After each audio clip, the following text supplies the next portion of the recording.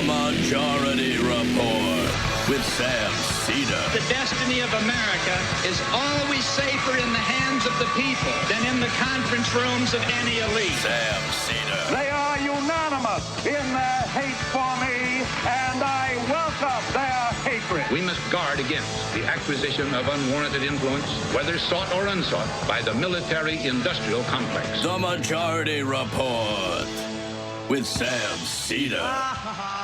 And I get the feeling you've been cheated.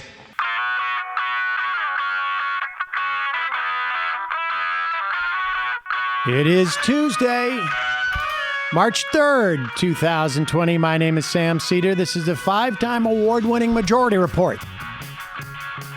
We're broadcasting live steps from the industrially ravaged Gowanus Canal in the heartland of America, downtown Brooklyn, USA. It is Super Tuesday, folks. 14 states, 1,357 delegates at stake. On the program today to give us a preview. I don't know if he's been to every one of those states this cycle, but he's been to many of them. Dave Weigel from the Washington Post will join us. Meanwhile, centrists congeal around Joe Biden. But what could possibly be their endgame? Chris Matthews retires from MSNBC. Sad. Apropos of Endgame. The second coronavirus case found in New York, also 2 in Georgia. Meanwhile, the state of Florida and county of San Antonio issues public health emergencies. Doesn't sound as dire as that. Really just allows them to quarantine people. Meanwhile, coronavirus recalls the Sanders and Biden role in the demise of the reasonable pricing rule for pharmaceuticals. New York waives coronavirus testing in the state. I should say waives the fee for coronavirus testing. Fed cuts rates by a 0.5 percentage point in response to coronavirus's shock on the economy. Trump successfully browbeat them. Supreme Court announces it's going to hear that Obamacare case out of Texas after the election. And Bibi Netanyahu, an ominous word, is wins in Israel. All this and more on today's program. It's true. I should have said COVID-19. Eesh. C-word, C-word, yes, C-word. exactly. We got to stay away from that word. We get demonetized when we say that word because we wouldn't want to have the premier platform to communicate to other people under the age of 50. We wouldn't want it to actually say the word of the name of the thing that is impacting the country. There you go, folks.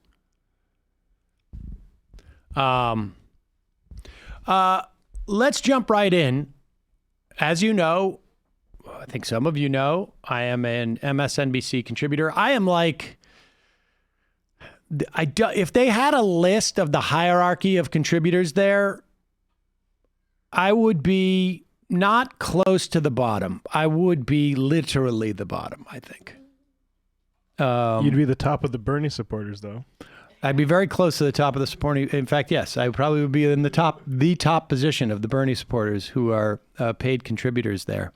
That said, I've been working at the, I've been appearing on MSNBC for 15 years. And I don't know if I've ever done Chris Matthews' show. I don't think I did. Maybe back in the day. I was booked many times. Not many times. But probably half a dozen over the years. And then they get into the meeting and they realize that there's a problem with me. it's fine. Like we do that around here occasionally. What do you think it is with you? Well, I mean, I've probably criticized him. I don't know. I don't think it's like an ideological thing. I don't know.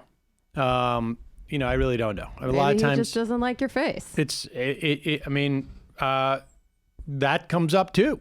I mean, not necessarily my face, but faces. They're definitely, when I filled in for Oberman, that was about 10 years ago now, we would raise a person and they would say, not right for television. Damn. Yeah, it happens. I mean, it's TV product, entertainment product. Chris Matthews over the years has gotten in hot water because he has said some really inappropriate things on air about women. He has said inappropriate things about people of color at times. He has put his foot in the mouth, and he said some, I think, completely nuts things about like, he had an exchange with Warren recently that I thought was like nuts about Bloomberg. And of course, there was that one where he thought that, Bernie Sanders might be hiding a secret agenda, that it goes beyond Denmark into Central Park, killings and whatnot. That one's my favorite. Yeah, that's pretty impressive. And there's been more over the years. I mean, years and years of this. George Bush is, a real cowboy machismo. I mean, he really, really enjoyed George Bush. Last night, he opened his show by announcing that he was retiring from MSNBC anyways, and gave this, and I have to say, a good way to go out. I thought this was pretty strong, actually. And, I think had he had this level of awareness over the past, 5-10 years, that would have been, I think, a healthier thing. But let's play that now. Let me start with my headline tonight. I'm retiring. This is the last hard... Bear with us 1 second. Sorry, we got to refresh that. Here we go. I feel like I'm reading his mind. Yeah. That was one of the things that he would rarely do. He had this a unique ability as a broadcaster to actually speak without his lips moving at all. I don't know what. Here we go. Here we go. Let me start with my headline tonight. I'm retiring. This is the last hardball on MSNBC. And obviously, this isn't for lack of interest in politics. As you can tell, I've loved every minute of my 20 years as host of Hardball. Every morning I read the papers, and I'm gung-ho to get to work. Not many people have had this privilege. I love working with my producers and the discussions we have over how to report the news. And I love having this connection with you, the good people who watch. I've learned who you are, bumping into you on the sidewalk or waiting at an airport and saying hello. You're like me. I hear it from your kids and grandchildren who say, my dad loves you, or my grandmother loves you, or my husband watched it till the end. Well, after a conversation with MSNBC, I decided tonight will be my last hardball, so let me tell you why. The younger generations out there are ready to take the reins. We see them in politics, in the media, in fighting for their causes.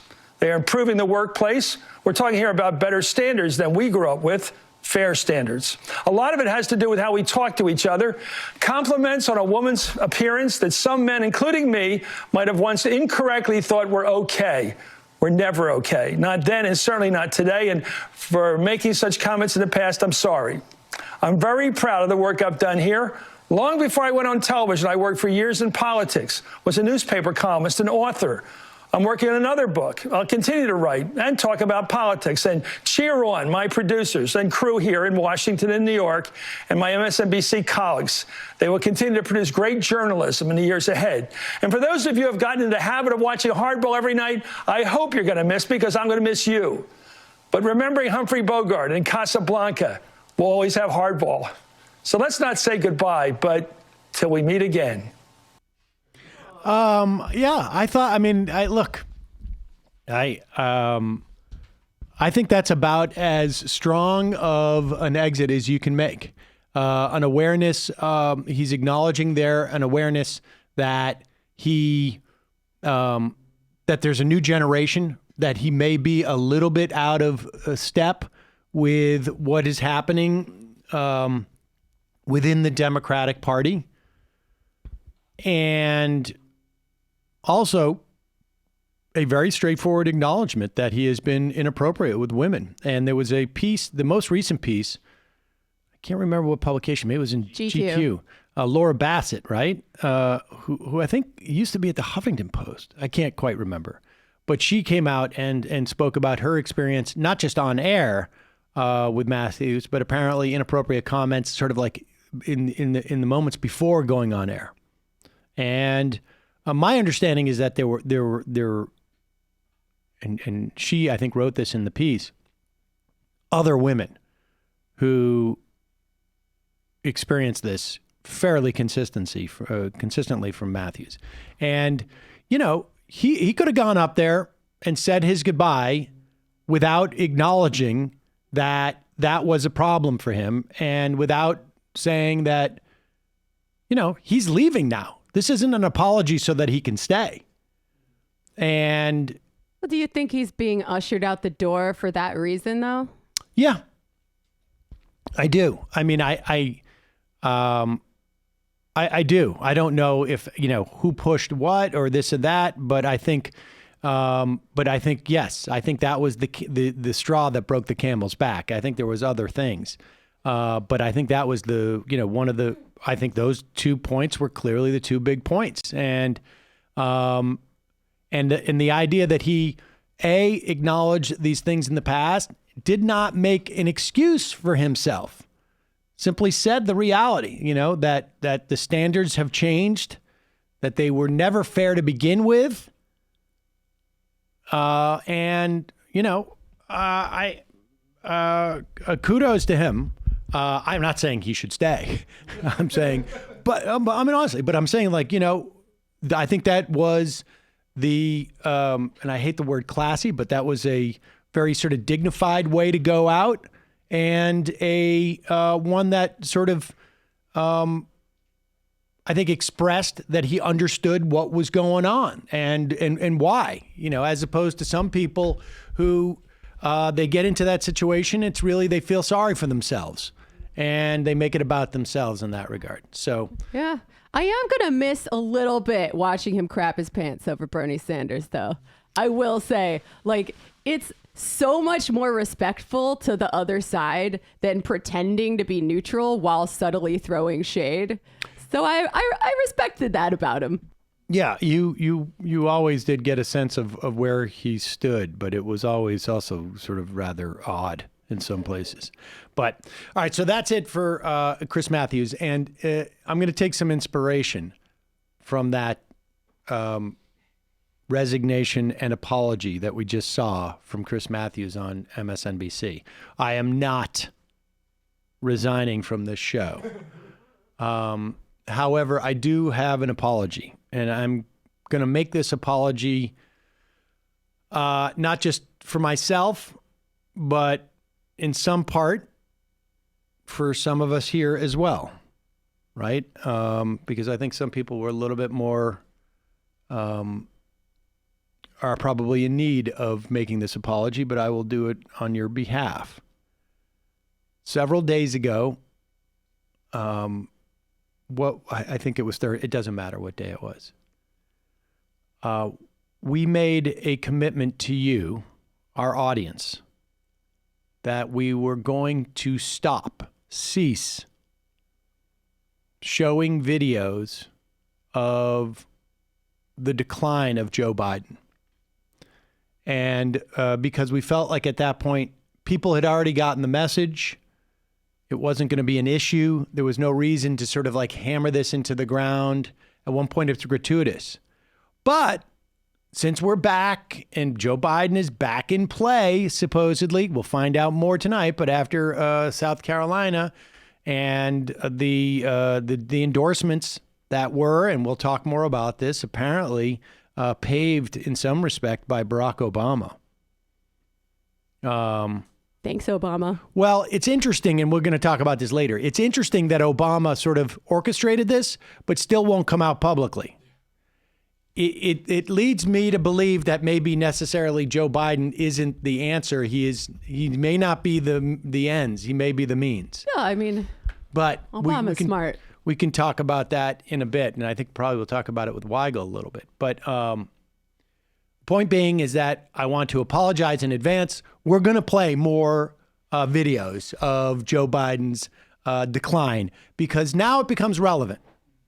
And I will later in the program, I may do like a short little reiteration of when we talk about electability, you know, what you need to ignore about Joe Biden to think that he is going to do well against Donald Trump, or I should say win against Donald Trump.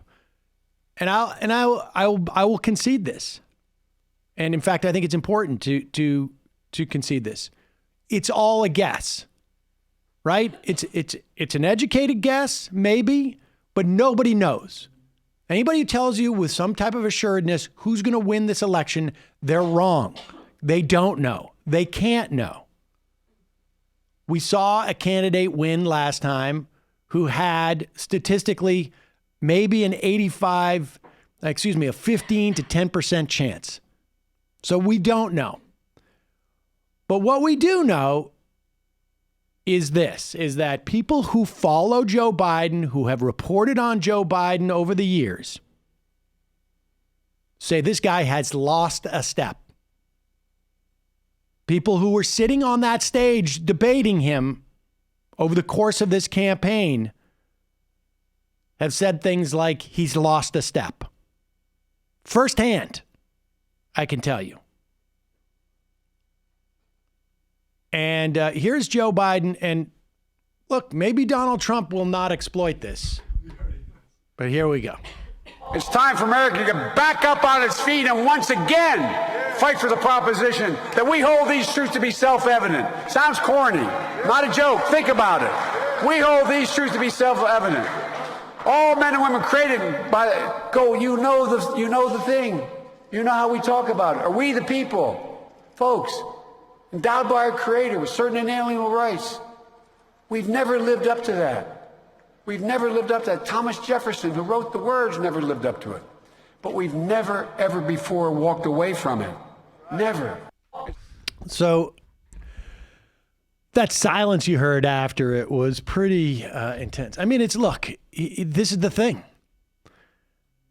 You don't know which Joe Biden's going to show up. But I will tell you this.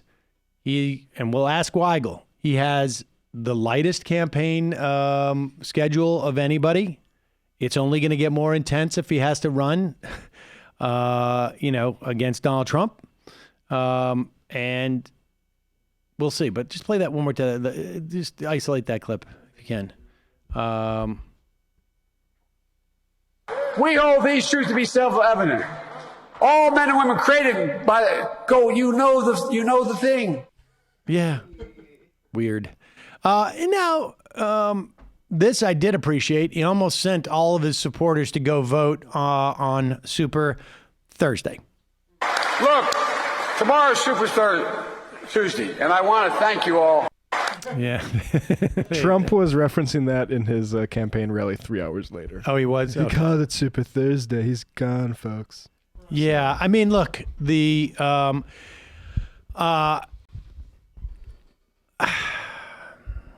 I don't know if that's the most important thing about Joe Biden's problems from an electability standpoint, but it sure ain't going to help. It sure ain't going to help. It wouldn't help him to govern as president either. Oh, yeah. Yeah, that we're in a second order thing, though. I think, honestly, people would vote for a can of beans if they thought it could win. Figurehead. And then figure out later what's going to happen. Hey, folks, are you a lover of true crime movies? Or those true crime shows? Are you a lover of, like, games of, like, strategy, like Mastermind? Do you remember the old Mastermind? Or am I talking to, like... Talk about, well, that's what okay, fine, whatever. Either way, you need Hunt to Killer. Hunt to Killer reinvents the way that we interact with murder mysteries. You go from being a viewer, safe in the comfort of your own home, to an investigator actively involved in solving the case. You can join the community of serial killer enthusiasts and detective minds to see if you have what it takes to hunt a killer. The murder mystery subscription box with over 2,000 5-star reviews on Trustpilot will forever change the way you do game night. I got to be honest with you. It started game night for me. Not that kind of family or person, frankly. But it got my daughter was psyched. She got into like what are the SVU? Law and Order. And so I was like, "Hey, dude, would you do this with me?" She's like, "Yes." And it's been awesome. Each month we get a new package of basically, I don't know what you call it, evidence and evidence that moves the game along, helps you try and figure it out. Plus, part of the proceeds for every box go to the Cold Case Foundation. Mile and I have a bulletin board, and I got the red string, and we're working on this case, and we're trying to figure it out. I'm not going to give you any clues just in case you're in the middle of it. But and basically you go through what would be like the equivalent of like if you were watching a TV show, a season, and then you start again, like True Detective or whatever it is. And it's like watching these shows or, the podcast. I mean, it's all over the place now. But instead of just watching it, you actually are participating in it. Hopefully with fewer naked dead girls than True Detective. Yes, I did. I mean, to be honest with you, I stopped watching after the first season. But yes, no, it's completely, it's... but my daughter and I love it. It's really the only time like she will interact with me. And it's sort of sad and funny. But I'm very, very grateful for it. And right now, for our listeners, you can go to huntakiller.com/majority. Use the promo code majority at checkout for 20% off your first box. I mean, look, I want to be, my daughter's, a high schooler. This is an adult game. But, teenagers love it too. It's been very great for us. Like I say, you go to huntakiller.com/majority, use the promo code majority at checkout, you get 20% off your first box. Head to huntakiller.com/majority, 20% off your first box. Show support for this show and have some fun. Get back to gaming. Get off a screen. That's huntakiller.com/majority. All right, quick break. When we come back, Dave Weigel.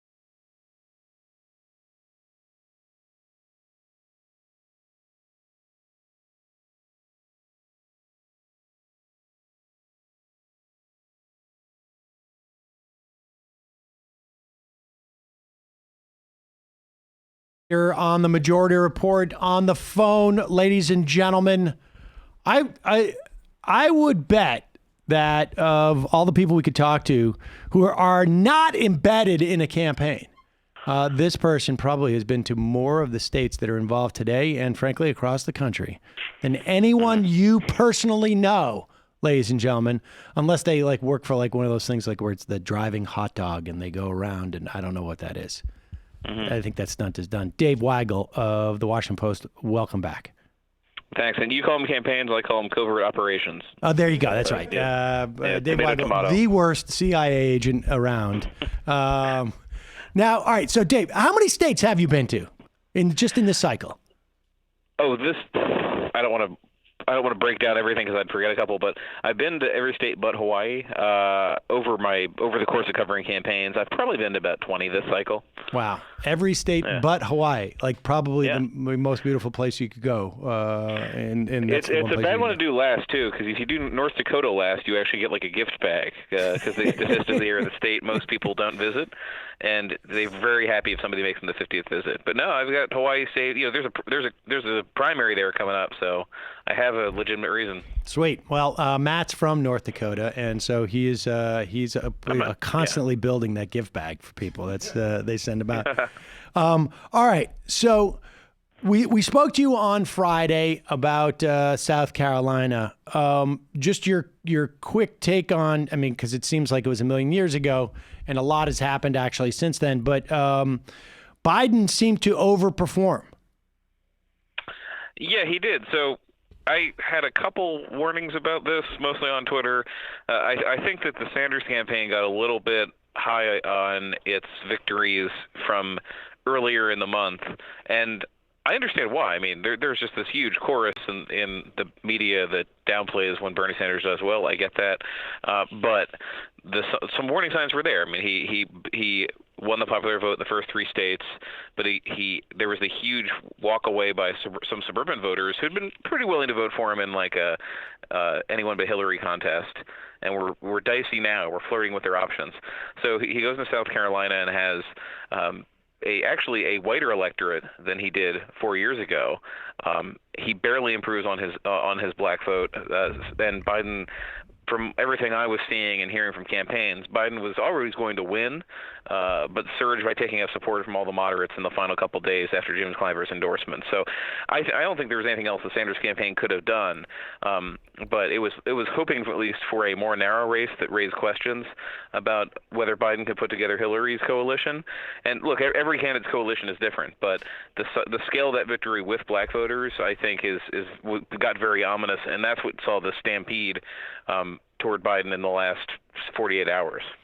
My take from the Clyburn thing, because it was like some huge percentage of voters of Biden voters took their cue from Clyburn, is that there's this real intense sense amongst voters that they just want the candidate who's going to beat Trump, and they don't necessarily. I mean, I can guess. I was just saying that, like I have an argument as to who that person is, but, and I do this professionally, but I don't know either. And it's almost as if like a lot of the voters are saying, like, if I can outsource that decision, I will. And in some ways they did that to Clyburn. I think so. I mean, and if you're Sanders, the good thing is that there's not a Clyburn in every state. There really isn't. I mean, Clyburn is like an iconic figure in South Carolina. He has been there forever. He's the most powerful black politician in terms of party leadership in American history, and his word mattered. I think had he stayed neutral, I think Biden still wins, but I don't think you see the same race.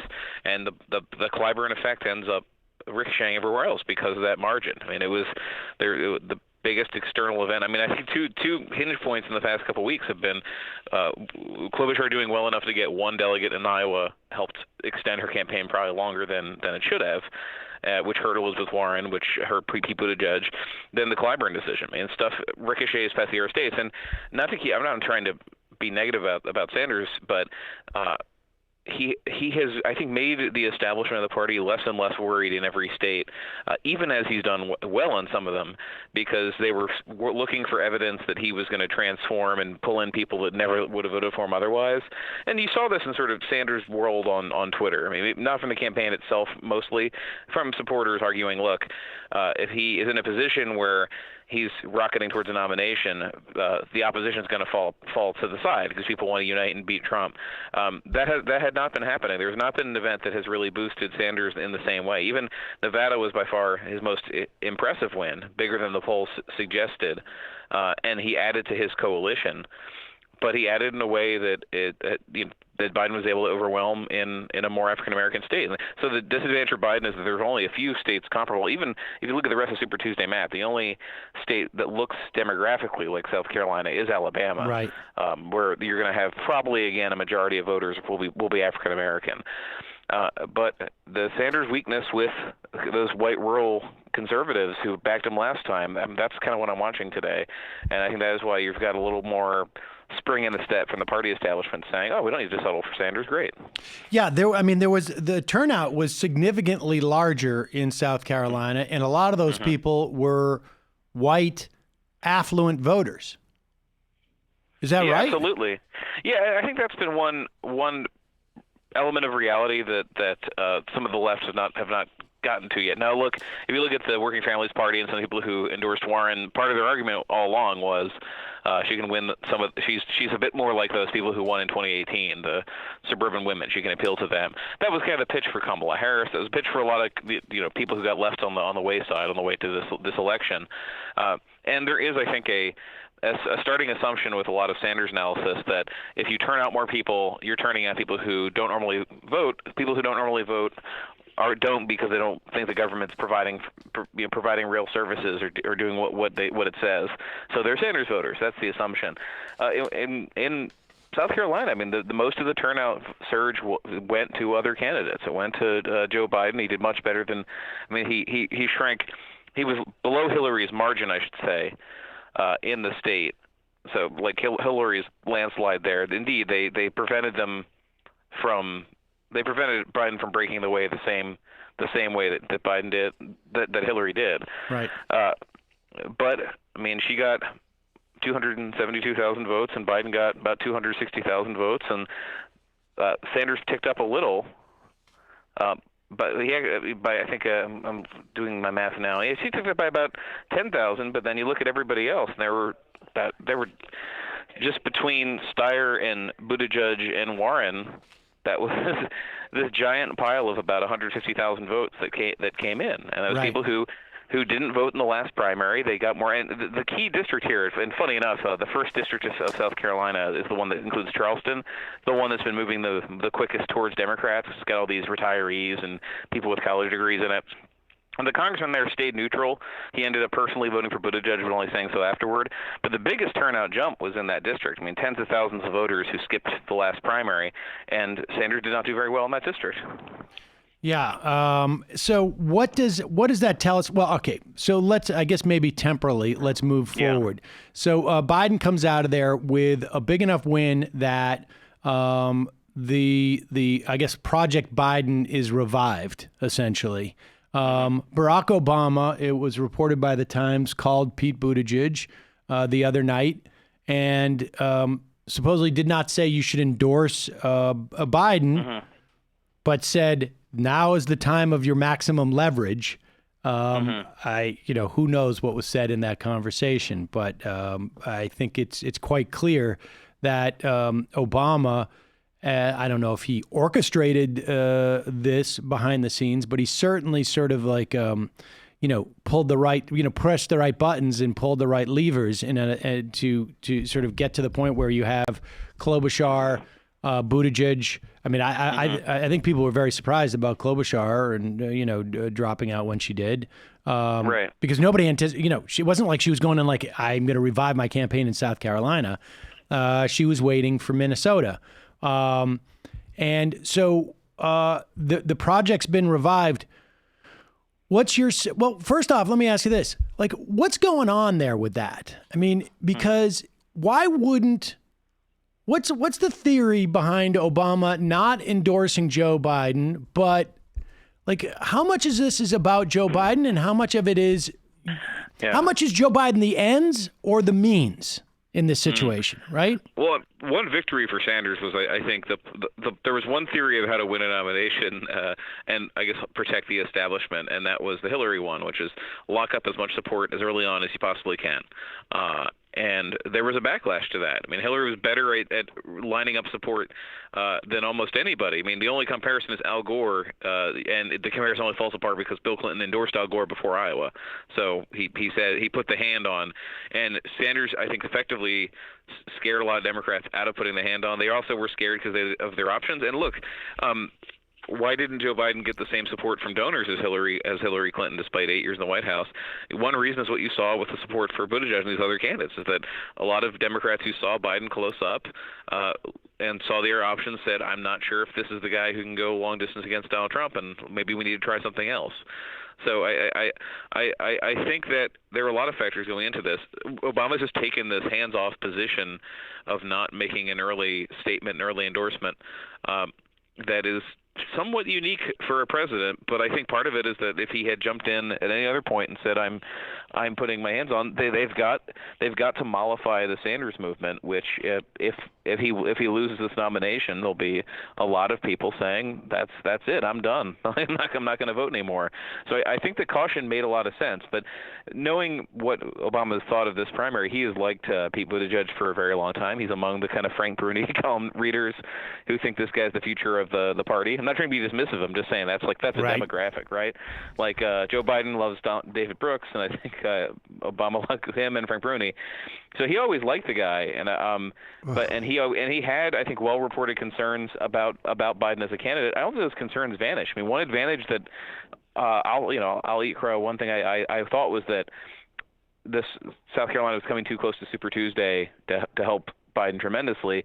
And the way that it has is that, like, any time you're spending talking about endorsements, momentum, you're not spending talking about Biden still kind of making stumbles on the trail, right? Yes. I mean, he got as good of a pass on the weird Nelson Mandela story. I mean, look, a debate went without him asking. Well, let's be clear here. On some goofy things that Trump will exploit, but you just saw people who didn't want to interfere in the primary say, "Okay, well, we've got a sign now. We can signal that this should be between two candidates and move on." I mean, do you think that's I mean, I guess what I'm asking here, and I agree with all what you just said. I mean, the guy lied about being arrested in South Africa, seeing Nelson Mandela. That is, in any other sort of like period, that would be disqualifying, right? I mean, it was his first two times, or his first time running, when he told a story like that, essentially, or plagiarized. But what is the end game here? In other words, like, is there a sense that it feels like to me like this is an all in on a brokered convention, not necessarily a Joe Biden victory. Yeah, well, not necessarily. So, with Buttigieg and Klobuchar out, and with Bloomberg as the only other threat in the moderate lane, if you want to agree or disagree with the lane idea, right? So here's the hope. I'd say if you got inside Democratic establishment headquarters on their floating asteroid, they look at next week and say, what if Bloomberg is out? What if it is Biden and Sanders and Warren and Gabbard just kind of doing her thing? What if then we go to states like Michigan and Illinois and Florida, giant states, and in the case of Michigan, one that Bernie won very closely, and we're the only game in town for the electability voter. What if we get to do most of this before there's another debate, which they will? So I think there is a sense, not that you can knock Bernie out with a couple of good results, but let's imagine that Biden wins Michigan by any margin after Michigan's really iconic in the Bernie story, right? That he won it when other people couldn't. I think there is a sense that if you prove that Biden has vigor, there are Democrats who like him. And look, another thing he's benefited from is Biden has been not sinking in head-to-head polls against Trump. I mean, they're pretty fluid. He generally does about as well as Bernie, maybe a little bit worse. But his favorables have dipped very heavily during this whole campaign, much like Hillary Clinton's did. It's not just not getting much of the coverage. So I think the next week for opponents of Sanders would be about, let's create a sense of momentum and embarrass Bernie in a couple of states. So it looks like this guy is just not putting together the votes he needs to win the nomination. And if that's the case, he's running a 2016 campaign, but worse, because. And I should clarify, I'm always saying what I think people would think, because there is not a decades-old anti-Biden movement the way there is for Hillary. Right. There's not a lot of angry white guys in Appalachia who hate Joe Biden. They did hate Hillary, and the Sanders campaign does not have the caucuses that really helped keep him in the hunt last time. Today, for example, and there's 4 states. There's Colorado, Minnesota, Utah and Maine, which had caucuses, which Sanders won by a landslide. In Utah, like a 80% landslide. He will, I think, win all those states today, probably. Bad news for him if he does not win any of. If there's one that he doesn't win, I think that would point to trouble down the line.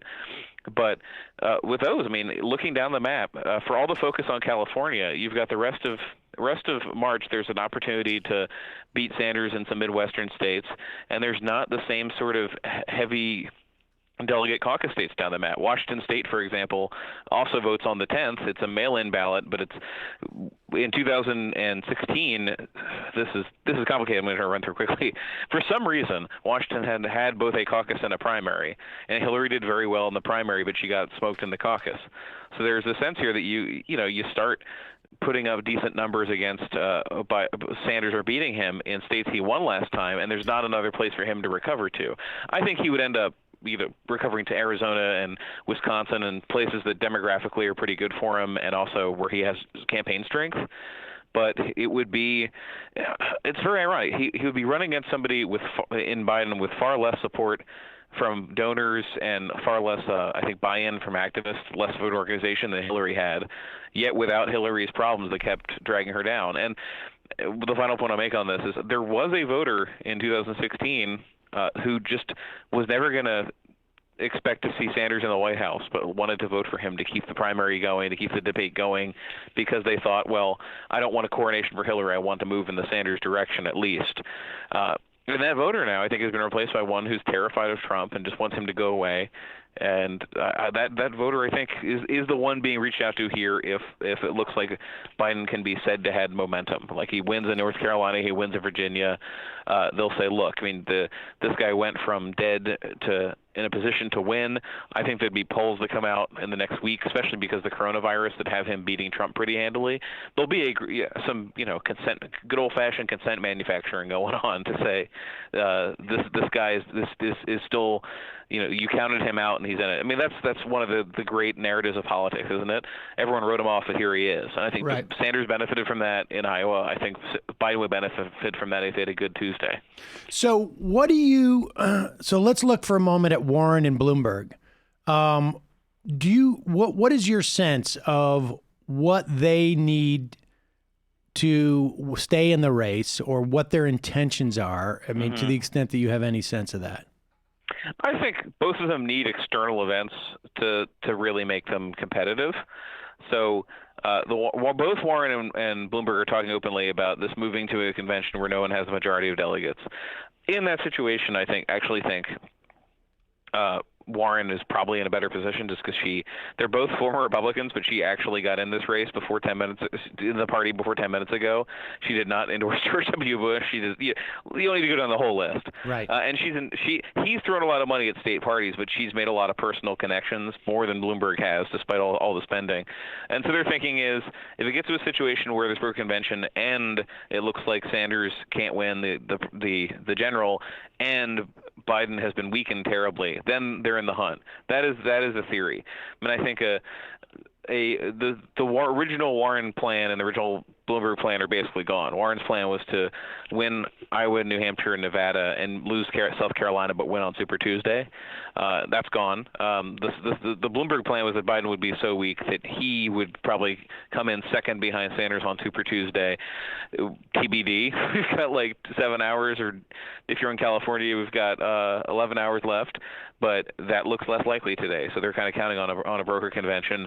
And again, I think there's just that raises so many hackles with Democrats that if Biden looks strong, you will hear more pressure for them to get out. And I frankly hear the pressure on Warren. I don't know what would happen per se. But if she has the kind of day where she's comfortably, she made her point, she's comfortably in third place. Maybe if she wins Miss Massachusetts, she's kind of a jump ball. I think there's a way for her to get out of the race. And I think there's a clear way for Bloomberg to get out, because he got into this to stop Bernie Sanders. Right. If it looks like Biden's going to stop him, this is not a thing he will admit right now. But that is the one candidate who I think would take a hard look at it and say, okay, this guy can still pull it off. Again, going past all the concerns about his ability to campaign, his crowds are pretty small. He still makes some stuff up. A lot of that would be thrown under the rug, just saying, let's get behind this horse right now. So I guess what I'm asking is, let's say, what if if Warren loses Massachusetts, how does she stay in the race, or does she have to, just to make it seem like that was the plan all along? I mean, I don't think she does. I don't think she can. I think it's kind of fanciful. I mean, I think the Sanders trying to play for a knockout there was pretty smart. I mean, you even saw people. One of the ironies here is that if you lose an election, you get to be an MSNBC pundit and shape opinion. And you've seen, Claire McCaskill and Heidi Heitkamp and these Democrats couldn't win in 2018 saying, well, Warren's margins weren't very impressive when, she won by 20-some points. So they're trying to argue, look, they're very desirous that there's just not going to be much support for Warren in her hometown, and there's a desire by many factions for her to lose and get out of this. I would point out most of Massachusetts' state legislators have endorsed Biden, not her. The congressional delegation has mostly endorsed her, with the exception of Seth Moulton, who endorsed Biden after running for president on generational change. But let's leave that aside. Right. I don't think she has a path at all if she does not win it. I don't think she has much of a path if she does win it. I just think winning Massachusetts after all this would give her a more dignified exit. But the campaign's stated position is look at the mess that's going to be at the top. And one thing they're not wrong about is there has been frustration by a lot of Democratic women that after everything that they've done, after 2016, after the surge in 2018, that they'd be forced to choose between two white guys who'll turn 80 when they're president. Right. There's real frustration about that. And one thing that really hurt Warren, I think, is that Klobuchar did well enough in New Hampshire to stay in. A lot of support stayed on the sidelines because they were wringing their hands. They didn't want to get into a race if there were two strong women choices.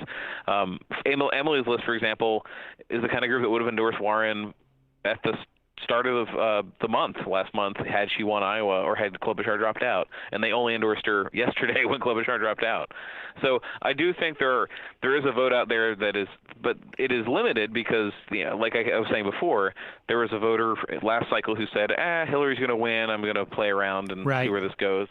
And that voter this time is saying, I want to see a woman president, I'm scared, I don't care, let's maybe Biden can make a woman VP, maybe Sanders can, but let's get this over with.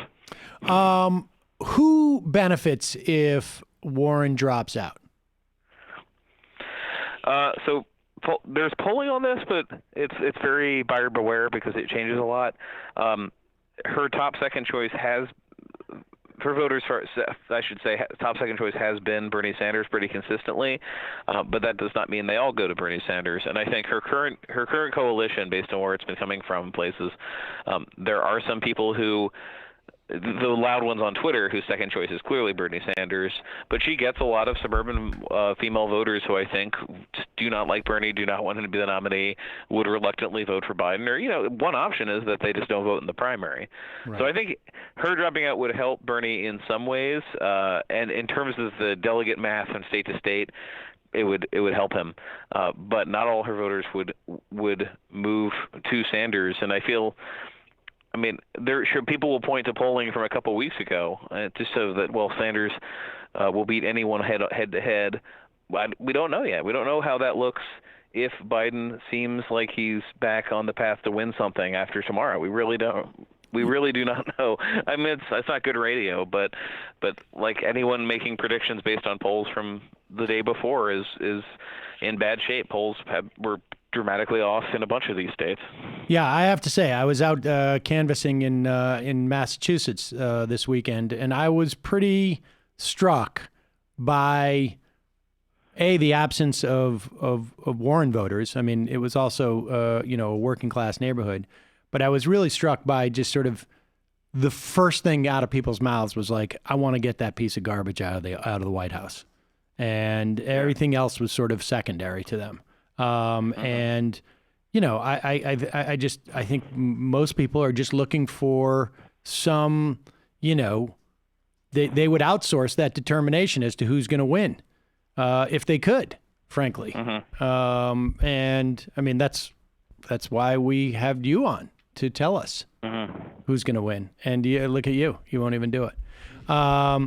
So I mean, my sense. I could be part of some cool supercut after the election about a bunch of schmucks who are wrong, but that sounds cool. But no, I honestly I hate making predictions, not because I hate being wrong, but because I think that's a thing people dislike about the press, that we sit somewhere. I can tell you what I've seen on the ground, but I can't tell you, when X happens, Y will happen. I just before South Carolina, people are confidently telling you, "Oh, I knew that after South Carolina, most of the moderates would drop and endorse Biden." Like, no, they didn't. We didn't know that. Right. Well, let me ask you this. Do you think that there's, and I was sort of trying to get at this, and it doesn't sound like you've heard anything to this effect, but it does occur to me that that maybe the idea is that, like, if this ends up being a, I don't know, 35 to 30% race by the time it gets to the convention between Biden and Sanders, then it seems to me like the only time where it makes sense to, like, bring in somebody who didn't do very well as a third choice. Do you know what I mean? Like, when there's that level of parity, or let me rephrase that when there's that level of parity, that it seems to me that it is the most fertile scenario in which one could imagine that might give a third party, a third candidate, a sense that maybe there's an opportunity there. Yeah, but that's what I'm saying, is that you need some people to fail. Like, you need, let's imagine a situation where Biden does very well tomorrow, but then he makes a ton of mistakes, and he does do poorly on the 10th. He does poorly on the 17th. Bloomberg doesn't get out. I think you need that to happen for there to be a conversation about, like, well, we tried and we can't make a decision.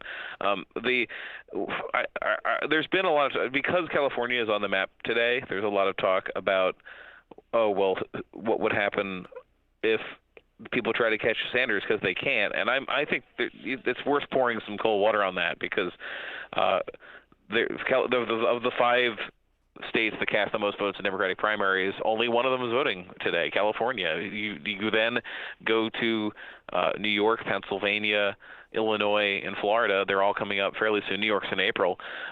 And Florida could have extremely high turnout. So the idea that again, Democrats are pretty accepting of a couple days ago, that no one could catch Bernie in the popular vote count and the delegate vote count, I think would fade away. And look, let's just be honest about it.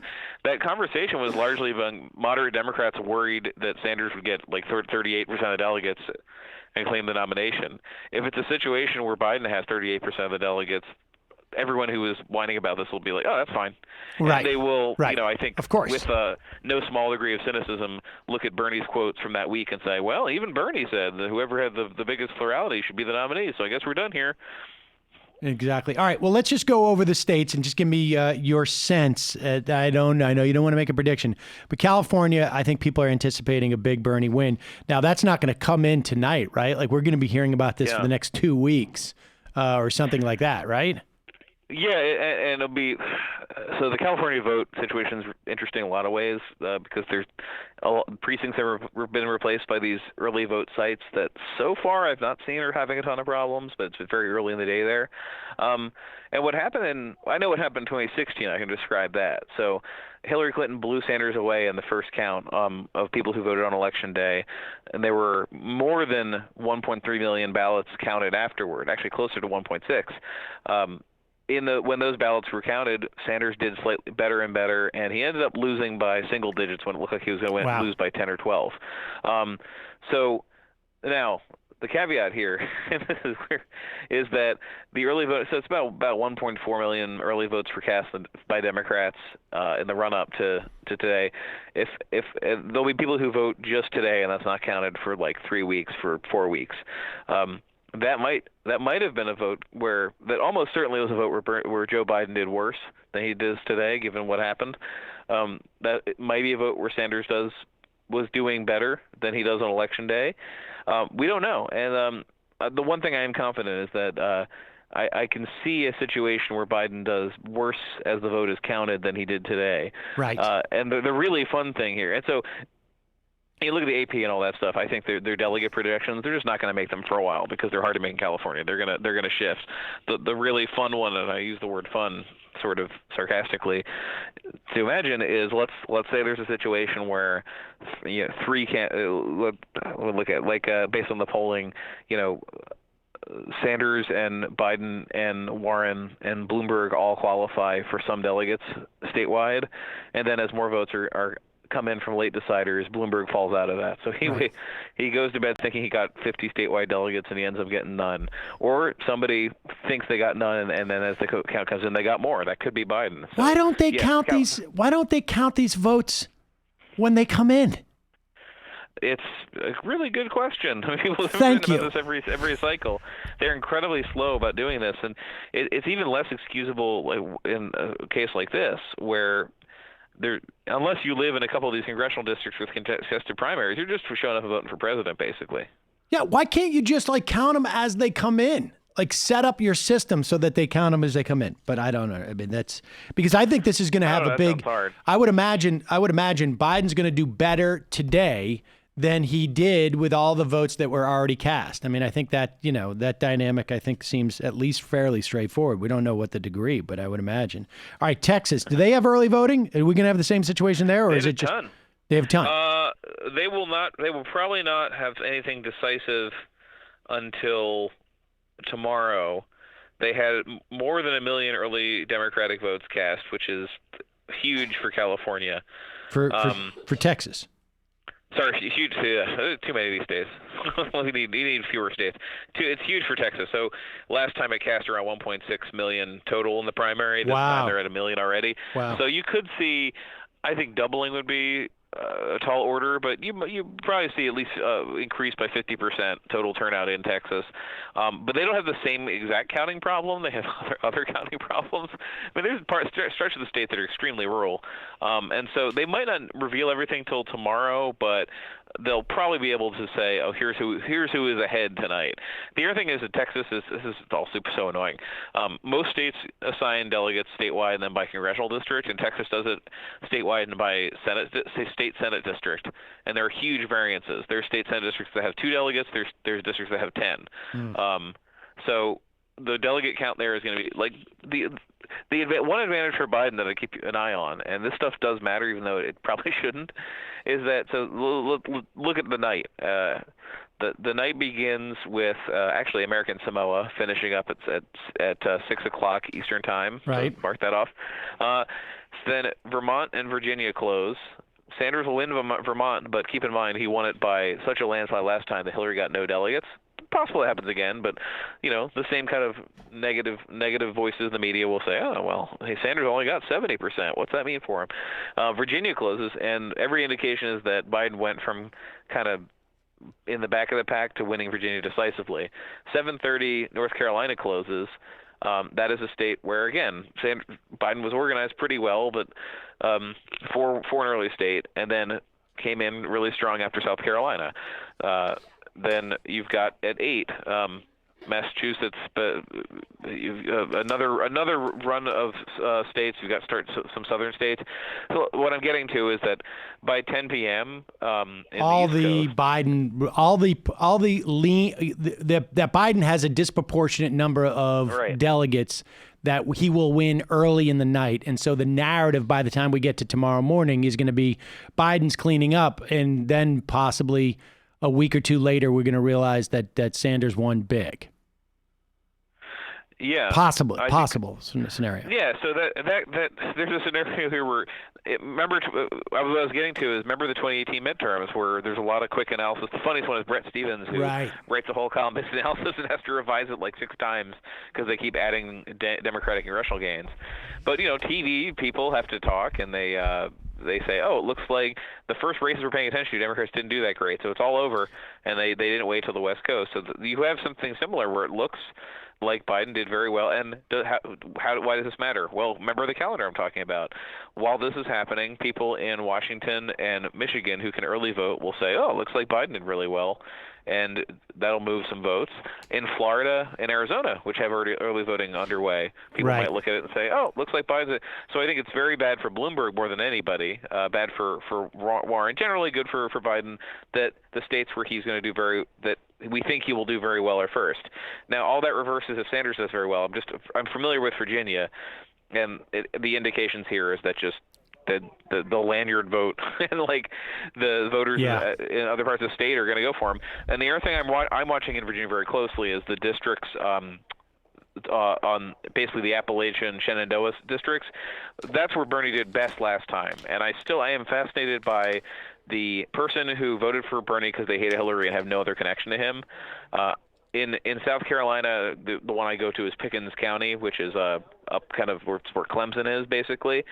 Bernie got 45% of that vote against Hillary, and he only got 27% this time.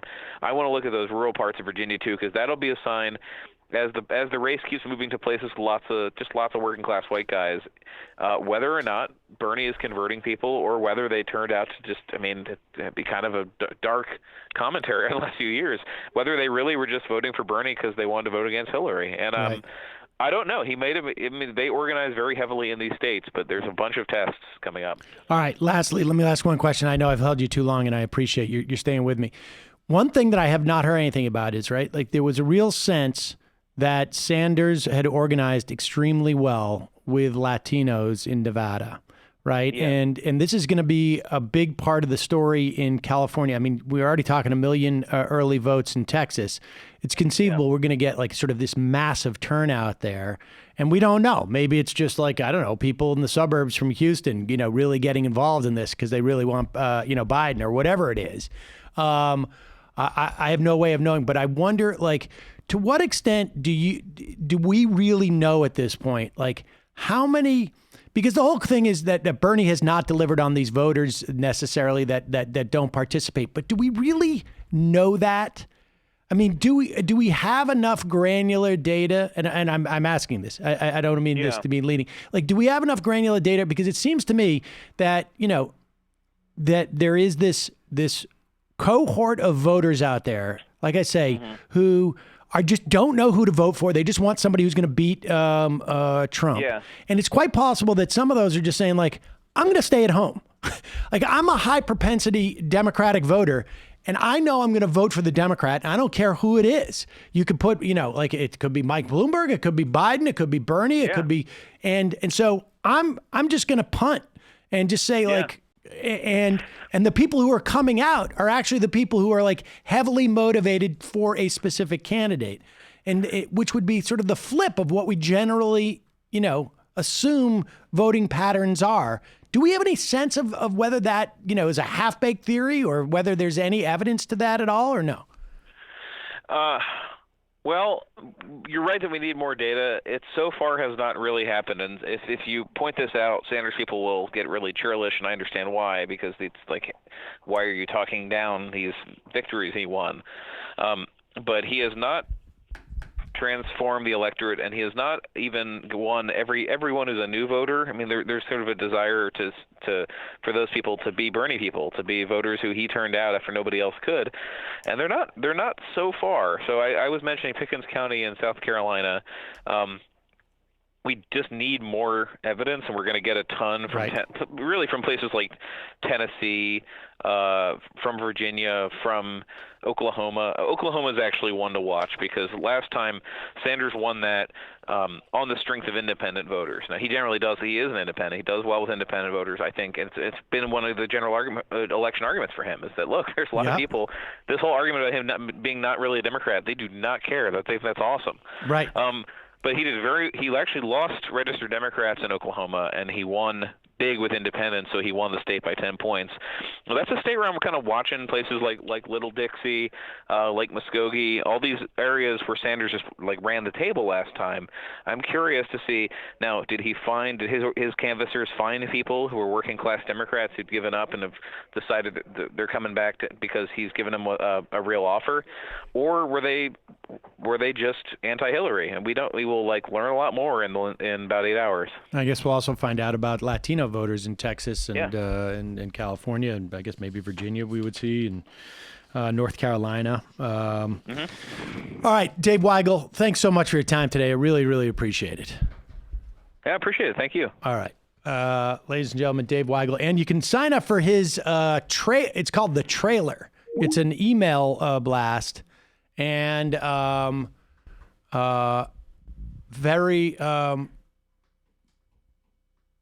it's an email blast that you can pick up on, and it's an email. It's an email. What am I? It's a newsletter, right? email newsletter. It's an I got email distracted. blast. What are you putting up here? So the Working Families Party is saying that Warren is a progressive and will ensure we have a progressive nominee. Ryan Grimm's decoding of that is, if Warren gets a delegate tonight, she has reason to stay in. And WFP is saying here she will not side with Biden or the establishment at the convention. If she doesn't get delegates, there's no reason to persist. Yeah, like this Nice choice of words. This idea that honestly that there is like that I think there's certainly made the critiques about her campaign. I think that they, and it's hard to know what the inner workings of the campaign are and why the certain decisions have been made at different times. But I think it's quite clear. Like there is no rationale for her to be conspiring with Joe Biden, and like it. I mean, I was talking to my mom about it last night when I said, "Oh, she's just running to be Biden's VP now," and my mom's like, "Well, maybe she thinks she could have some influence there." I mean, that's quite possible. I mean, that's not an irrational thing, but I think it's also just sort of like it. I think that from her perspective, there's also a lot of influence she could have in the Senate, and that. It's hard to imagine that a guy, from her perspective, that a guy like Joe Biden is going to let her do the things that she would want to do in that instance. I agree. And so I don't know. There's, as far as I can tell, there's very little basis of that sort of speculation. You did a hell of a job in your job. And I think, yesterday Warren came out and, criticized Biden. Probably to make sure that people were aware that, she's willing to do that. But, she's running in the same lane, at least, from their perspective as Sanders. And she's running, she wants to win. She's running a campaign. That's the thing is that, like, there's, you got Donald Trump out there. The more proof that it's rigged against Bernie. I want to make something clear. It's not rigged when politicians decide that endorsing another politician is in their best interests for their political careers. It's not rigged when a former president steps in and brokers it. That's what politics is. That's not rigging. It's rigged in a larger sense that the system is set up in such a way to discourage progressive candidates. There is no system that doesn't allow for those type of machinations. You can put them in a Politburo. You can put it in like a completely no money in campaigns. There's no system where politicians don't do what they think is in their best interest and leverage certain moments. That happens all the time. That is politics. I mean, shit. Like you can find that same dynamic in the YouTube commentator world, for God's sakes, right? Like I've got to support this person here in this fight so that I can maintain my constituency there and get, that stuff. That's not rigging. I have no. The word rigging means nothing if that's what a rig is. I have no weddedness to the word rigging. I do think corporate establishment is one term that I think should be applied to these. Of course, they're a faction in our politics that, of course, are going to look out for each other. It's no more rigging that what they're doing than like Bernie endorsed, a progressive in this district. I mean, that's not rigging. That's what politics are. Short of a system that abolishes having a political class of people who do this professionally. Yes, I agree. Yes, and I will cop to that is my basic assumption that we're going to have a political class. They're going to run for stuff. They're going to operate in a way that think they're their own. Yes. It is completely founded on the premise that the options are between, the candidates that are in the race, and then I guess theoretically, Obama, Oprah comes in at the convention and says, "I'll be president," those are the options on the table, not anarchy or self-governance by everybody. Workers' and there's councils. no workers' councils. That's correct. I'm sure there's some funny business that could go on with workers' councils. I as well, suspect but, that, yes, indeed. We're going to try our best next time. I mean, it might be, sort of like the stakes might be a little bit smaller, but not necessarily for the people working there. But yes, even on the workers' council, I think you're going to like, you know what? I think Betty's going to do the best job. I'm going to support her. Really? Are you rigging it? I think because Mario wants to win too. I'm not going to the ballot box until there's a candidate that can promise to end political conflict forever. There you go. There you go. Atomic bombs, I think. Exactly. It is disturbing to watch them consolidate power so quickly, though. I mean, look, I'm surprised. And I think there's a real fear of Sanders, and I think a lot of it is, I think in some quarters it's ideological, in others it's like I'm going to be out of a job. Like Pete Buttigieg's career is going to go a lot better under a Biden administration than it would under a Sanders administration. He's just going to be a third-way spokesperson if Sanders wins. Exactly. He'll be fine. Also, I want to apologize for letting my baby boy Beto escape from the basement to endorse Joe Biden. I promise it will not happen again. We'll have more on them later. That is so on you. Like, you had a lot of time to prep for this. Coddled that boy. I know. You really did. I got soft. You really did. Michael with Marianne, too. Oh, no, actually, Marianne delivered, so I guess that worked out. Yep, there you go. I don't know. Is she moving any votes? I don't know. See, in Texas. She endorsed him in Texas. I think if Bernie wins in Texas, I'm going to attribute it to Marianne Williamson. All right, folks. Just a reminder, this program relies on your support. Oh, I should just tell you what the rest of the day is looking like. So this is what we're going to do. We're going to reconvene here at about 7:30 tonight. Well, we're going to do a fun half, and then we're going to reconvene here at about 7:30 p.m. tonight. At that point, we will have places like Virginia closes at 7 p.m. Massachusetts, I think, closes around then. Massachusetts closes at 8. Good for them. North Carolina is at 7:30. And then we're going to vamp for a while. There'll be some at 8 p.m. is Massachusetts. We got Virginia. We got Tennessee at 8 p.m. We got Alabama at 8 p.m. We got Oklahoma at 8 p.m. We got Maine at 8 p.m. We got Vermont at 7 p.m. And then we're going to get some more in around like 9 or 10. Texas and California, we're going to leave it. It's going to be a cliffhanger because I think we'll probably go to about 11:30 tonight, 12. And then I'm probably going to head over to MSNBC for 1 in the morning. And I would imagine we're going to have at that point virtually no more information. But that's what the plan is. Alex Perrine will be joining us tonight in studio. Brandon Sutton will be joining us in studio. Everybody here, Jamie, Matt, Brendan will be here. I think we're going to go get a whiteboard so we can update as things go along. That's going to be super exciting. Our first time we're doing with a whiteboard. And we're going to have like our own Steve Kornacki, and we'll probably be just taking it from Steve Kornacki, to be honest with you. But also CNN. And, it's called Cribbing Kornacki. Cribbing Kornacki. That's what we're going to call it, that corner. And so it should be fun.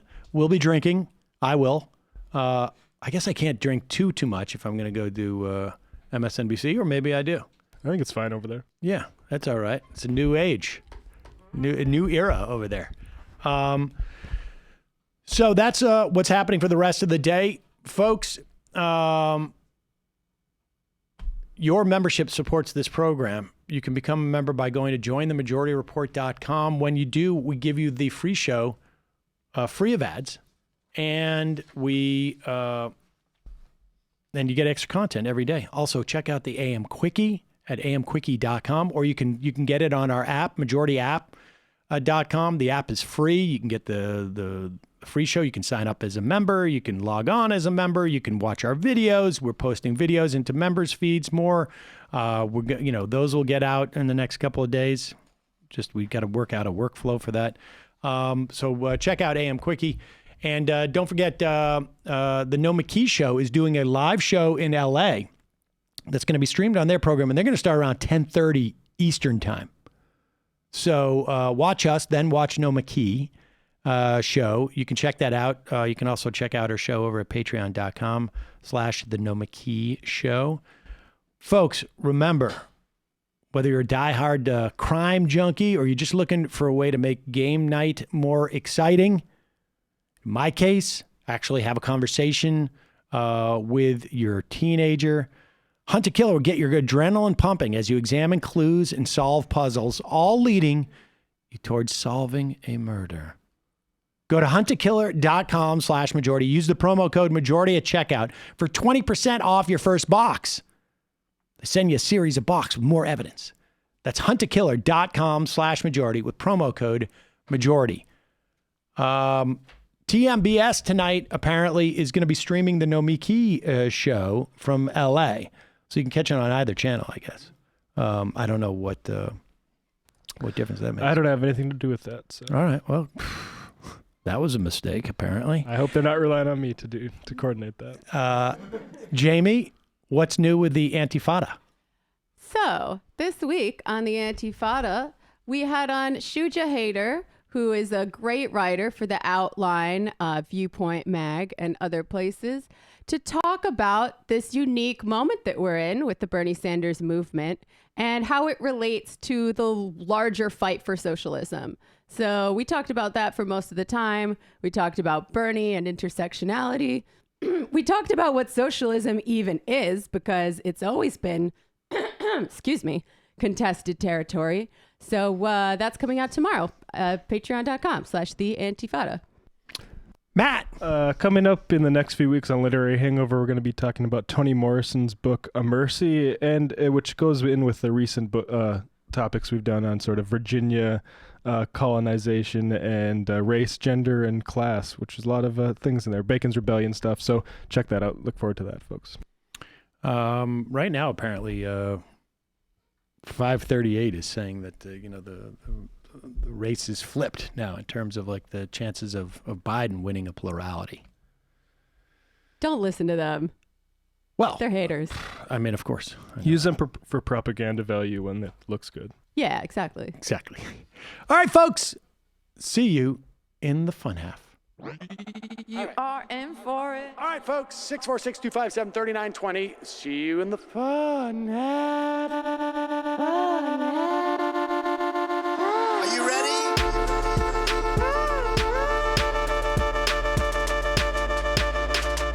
Who sent us this? Alpha males are back. Boys back. And the alpha males are back. Just as delicious as you can imagine. The alpha males are back. Boys back. And the alpha males are back. Just want to degrade the white man. Alpha males are back. I take all of it in my throat. Alpha males are back. Almost has what? The alpha males are back. You are a madman. And the alpha males are back. I am a total cunt. Can we bring back DJ Dannerky's song, please? Yeah, or a couple of them. Just put them in rotation. DJ Danner. Well, the problem with those is they're like 45 seconds long, so I don't know if they're enough of a break for people. That's fucking nonsense. Hey, folks, reminder. I do not have Parkinson's. And the alpha males are... Psych. Fuck em. Almost has what? What?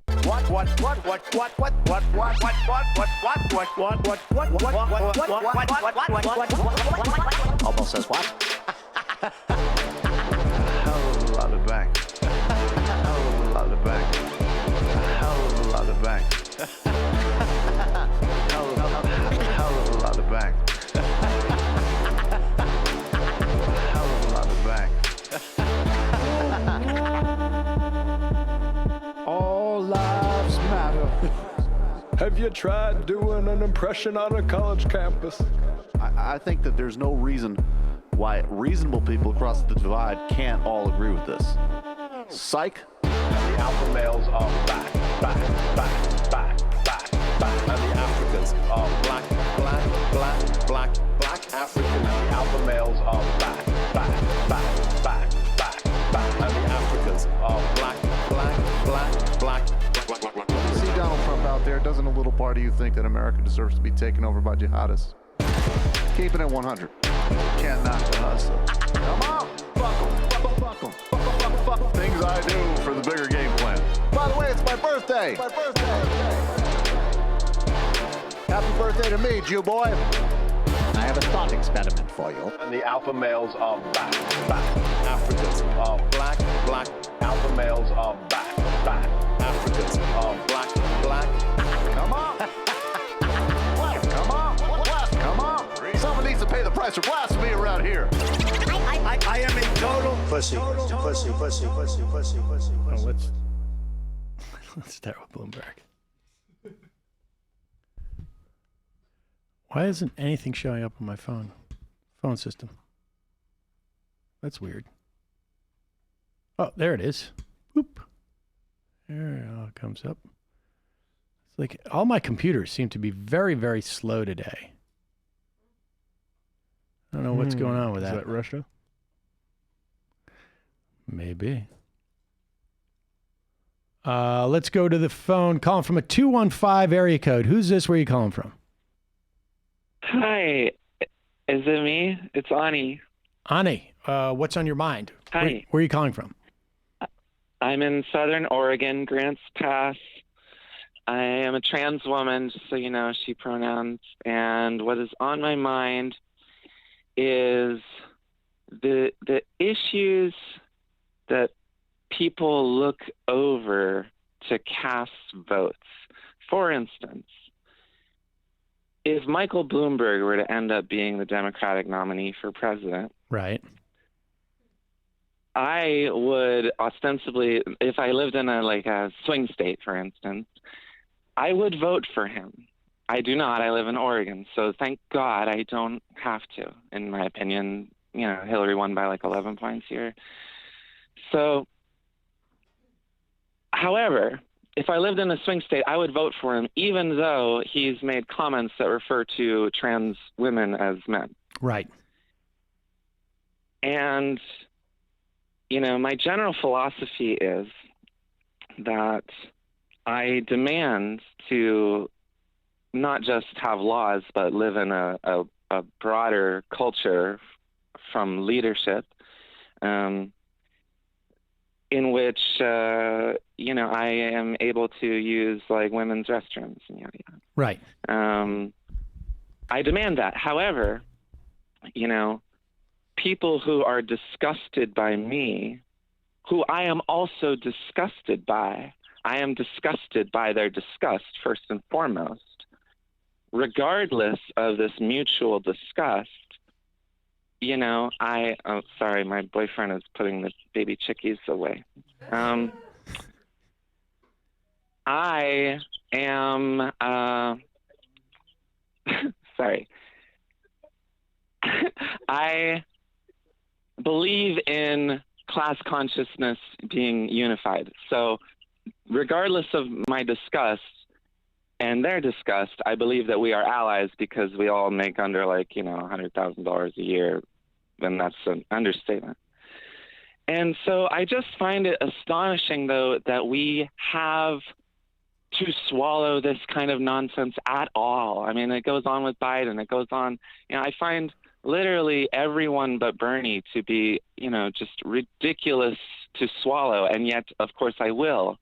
Right. And it's just a very difficult thing. I just wanted to share. All right. Well, Ani, I appreciate the call. I mean, it's frustrating. I mean, it sucks. And, the only thing I can tell you is that hopefully, progress moves forward. I mean, I think to a certain extent it has. I mean, sometimes it feels like it's one step forward, two steps back. Yeah. It sucks, because maybe we all won't necessarily be around to experience it once we get there. but I appreciate your perspective on this. Are you feeling dark, Sam? Am I feel well? Look, we're going to find out a lot tonight, and we're going to find out a lot tonight. I mean, the way in which they coalesced around Biden surprised me a little bit, and frankly, I wasn't surprised at all. After South Carolina, I almost couldn't sleep because I knew Pete, and I figured Pete and maybe someone else is going to drop out. I didn't know that they were going to endorse Biden. Right. But I was like, Pete's going to drop out. Right. Well, yeah. He's going to make a deal. Yeah. It was so predictable.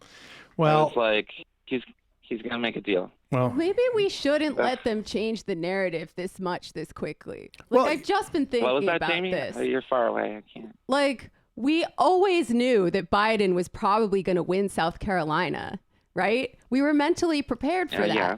So then he does. For sure, yeah. And all of a sudden, people are talking about it like he's got it in the bag. I feel like we need to push back against that. Right. I don't think we're talking that he's got it in the bag, but he did win by a bigger margin, and it's a lot closer than we thought. I mean, like, I point to, and I appreciate the call, Ani. Thank you. Good luck with the chickens. Thank you. I hope they all. I don't think we've ever had a call like that where it's like, excuse me, the chickens, and those things come in the mail. Arkansas. Oh yeah, well, famously they come in the mail. A lot of chickens. But look, I mean, the people have got to go out. They've got to go out and vote today, and hopefully they've already voted. Certainly, I mean, Biden exceeded expectations in South Carolina without a doubt. You know, we've been talking about the lack of evidence that Bernie is bringing out newer voters that, you know, we have been saying. Still, we're going to have a better sense of stuff after tonight. A lot of that was motivated by him being down in the polls and kind of wishful thinking. Or do you think that was a Bernie strategy itself? Is that a Bernie focused? Is that coming from Bernie's people? We're going to turn out a whole bunch of new people? Or do you think that was Bernie supporters that were kind of trying to wave away polling results before we actually started voting? No, I think it was a little bit of both. I mean, I think that's been the theory of the case, right? Is that he is going to speak to voters who feel alienated, and you know that is a challenging thing to do because getting voters out, you know, it depends on how low propensity they are. I think he's still attracting the low propensity voters, but they're not no propensity voters. I think it's still a compelling case for the general, but it's not bringing the numbers that people anticipated. All right, let's go to let's watch this now. Meghan McCain, she's very excited. I think about the idea that like Sanders, may not to the extent that there's sort of like the aspirational, the hope and the feeling the oats a little bit, it is clearly, like the Biden folks are. But we saw how quickly that can switch. And, we'll see. I don't know what those bellwethers are. Like, I don't know what the Biden people feel like they need to win. But I think we heard some of it from Weigel today. Like, right? Like, they're anticipating that he's going to do very well in Virginia, and he very well may. I mean, I'd be surprised if he wasn't going to do well in Virginia. But like, if Texas comes in and Bernie beats him by more than 5 points in Texas, you got to remember 6 months ago, Biden was up by 15 points in Texas, and latest polling shows Bernie up by 5. Bernie comes in there and wins by like 10 in Texas with these big vote numbers. I mean, I think the big thing that could really cement this for Bernie, and we need to see, is the Latino vote. Because this is a vote that is famously hard to bring out and to mobilize. There's always been this anticipation. The Latino vote is really going to kick in for the Democrats. And the numbers, we did just a trouble getting the numbers up. And if Bernie has in some way figured out how to drive Latino numbers up, California and in Texas. That could prove very powerful. Meanwhile, over on The View, Meghan McCain is, she's still there. And here's what she had to say today. Or was it today? They're indicative of a lot of the American public, though. And I do think when you're talking about Bernie Sanders completely remaking and reanimating not just our healthcare system, but the United States of America as it has existed since its incarnation, people get very nervous right now. And I do think going into Super Tuesday, I stand by the fact it's going to be a cage match. This is his Alamo. This is his absolute last chance to become president. Him and his supporters are the dirtiest thugs and I've ever seen on all of social media. They are not going to let this go. They're not going to let it go out easy. And the argument between the AOCs of the party and the more traditional Democrats, I think it's going to get a whole lot worse before it gets better. The dirtiest thugs on social media. What does that mean exactly? Is she not familiar with MAGA people? No, she's not. Yeah. Because she's one of them. That's one of the things you can't do. It's like you can't smell your own body odor type of thing. She's not aware of what the MAGA people are like. In fact, what's even more relevant, I mean, it's amazing when you have the numbers of hate crimes that have gone up over the past 3 years. Anti-Semitic things, because isn't she Jewish? Or I got confused. She's just good friends with Joe Lieberman. The number of anti-Semitic attacks that have gone up, the number of hate attacks that have gone up over the past 3 years in real life. Twitter is real life, but there's an old saying. Maybe some of you are familiar with this. Sticks and stones can break my bones, but names can never hurt me. The sticks and stones, I think, are a little more problematic. But when it suits you to say that, like, they're just horrible on social media, I can't go on social media and continue to espouse my my right-wing beliefs without being attacked by these jackbooted Twitter thugs.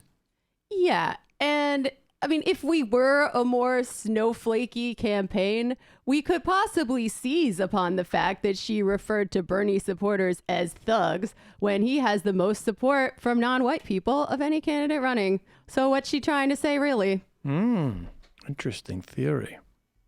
But you're not like that, Jamie. You would never do that. Fox and Friends, what are they? Oh, yeah, here we go. Yes. Here's Fox and Friends. Oh, we should say also in terms of Meghan McCain, like the idea that Bernie is trying to transform all of society. Like, I know, like the idea that people would essentially get a more enhanced Medicare.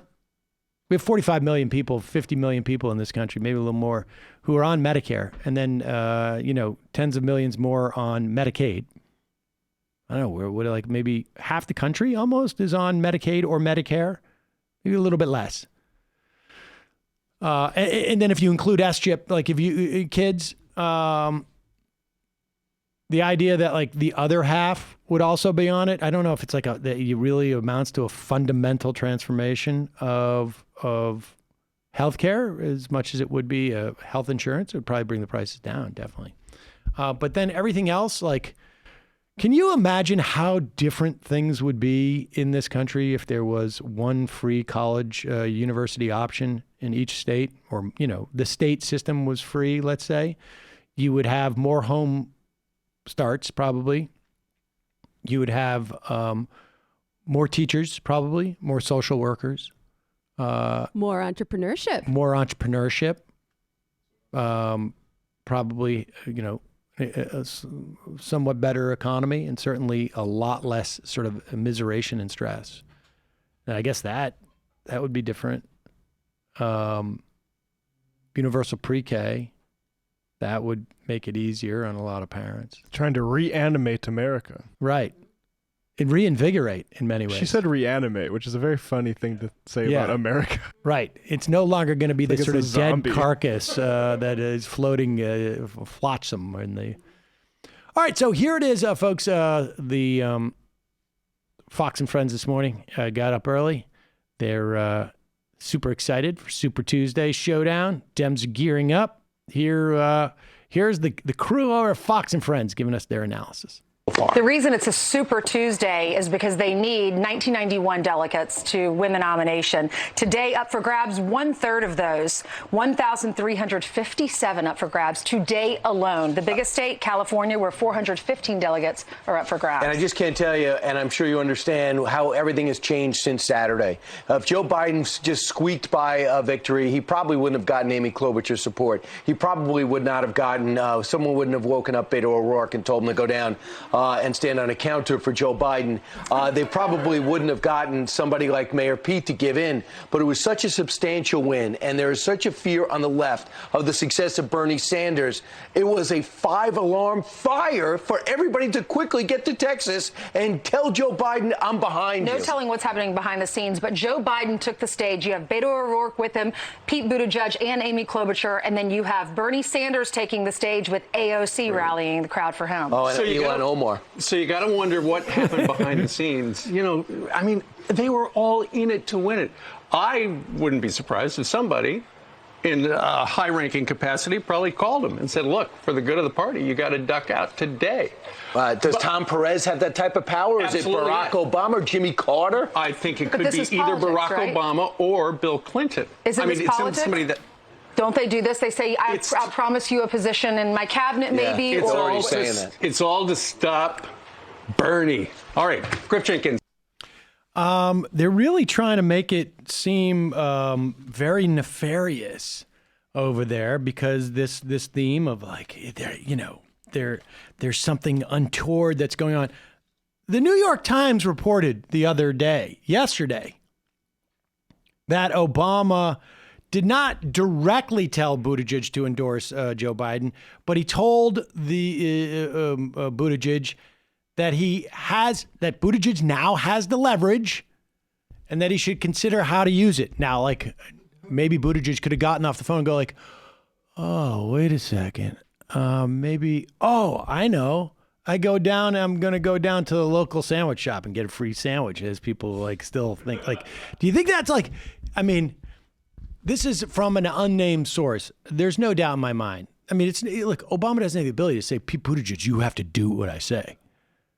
But he said, like, look, you go. Yeah, exactly. Pete, like, there's nothing that this is the easiest conversation in the world between these two because they both, I think, sort of get it. They're so on the same page. Pete, this is a typical, typical I formation. It's like literally like a class. This is a pick and roll. Like, you don't even have to you go and endorse Biden, and you've got what do you want, HUD or whatever you hang out with you for a day. No, I mean, I think honestly, Buttigieg is going to be in the Biden administration in some fashion, right? Don't speak that into existence. He's not going to run for office anywhere. Well, no. Well, the only, or like he ran for DNC chair at one point. Like, there's a mess of things that they can offer, and that's what when Obama says you have leverage now, it is leverage to get something from someone to give them something, right? And so that's obviously what went down. They're going to try and make it more nefarious. But I got news for you, folks. This is what politicians do. This is what they do on worker committees. This is what they do. I think it'd be a little bit better. So let's not let the perfect be the enemy of the good here. I don't like these people. I don't like what they're doing. But the actual machinations are like, that's in every, it's in every relationship there.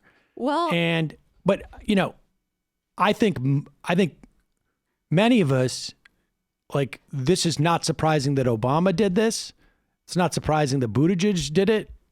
It's not that the machinations are. It's just like where they're landing, like what their goal is. The outcome. Exactly. Sure.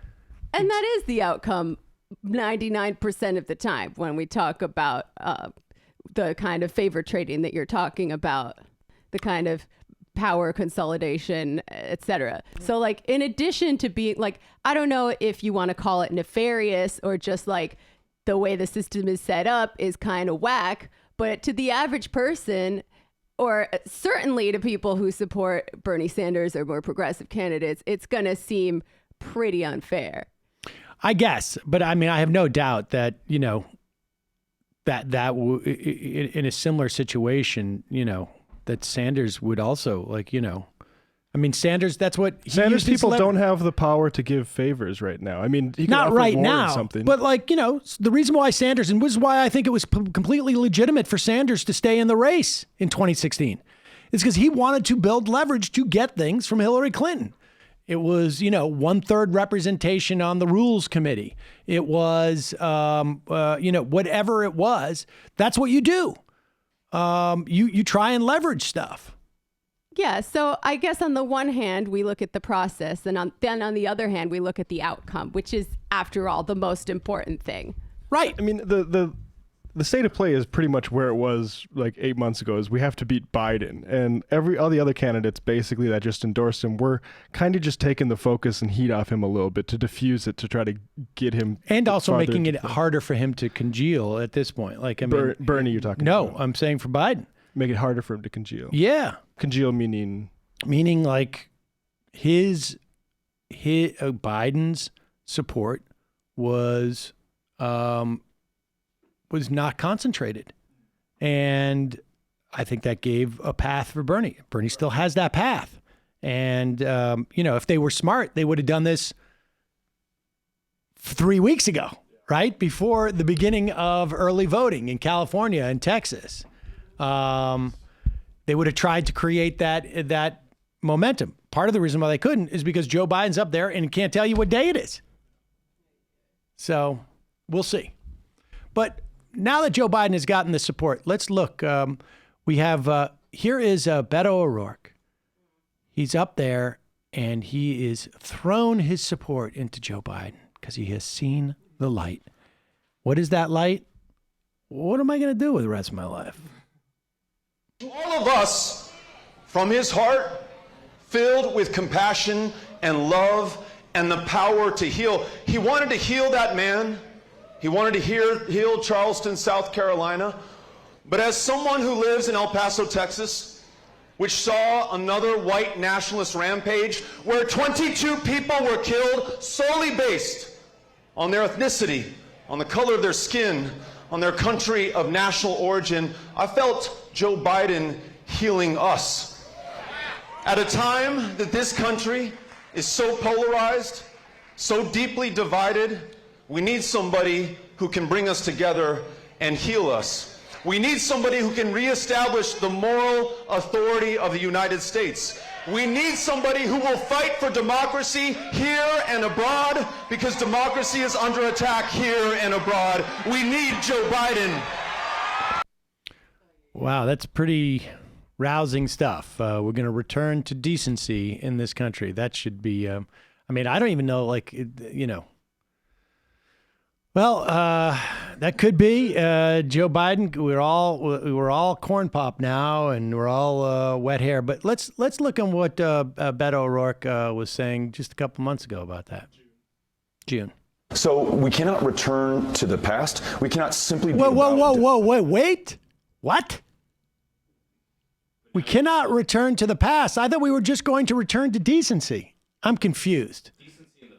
So we cannot return to the past. We cannot simply be about defeating Donald Trump. We've got to bring everyone into this democracy to make sure that in the most ambitious, aspirational way possible, we confront the greatest challenges that we've ever faced. Comprehensive immigration reform, freeing dreamers from any fear of deportation, fully taking on climate change before it is too late, in the most ambitious set of proposals that has been produced by a single candidate, healing our democracy so that it truly reflects the genius and the will of this country. And then yesterday we announced an ambitious set of proposals to protect LGBTQ Americans from discrimination and intolerance in this and in any administration. So is Joe Biden a return to the past? He is.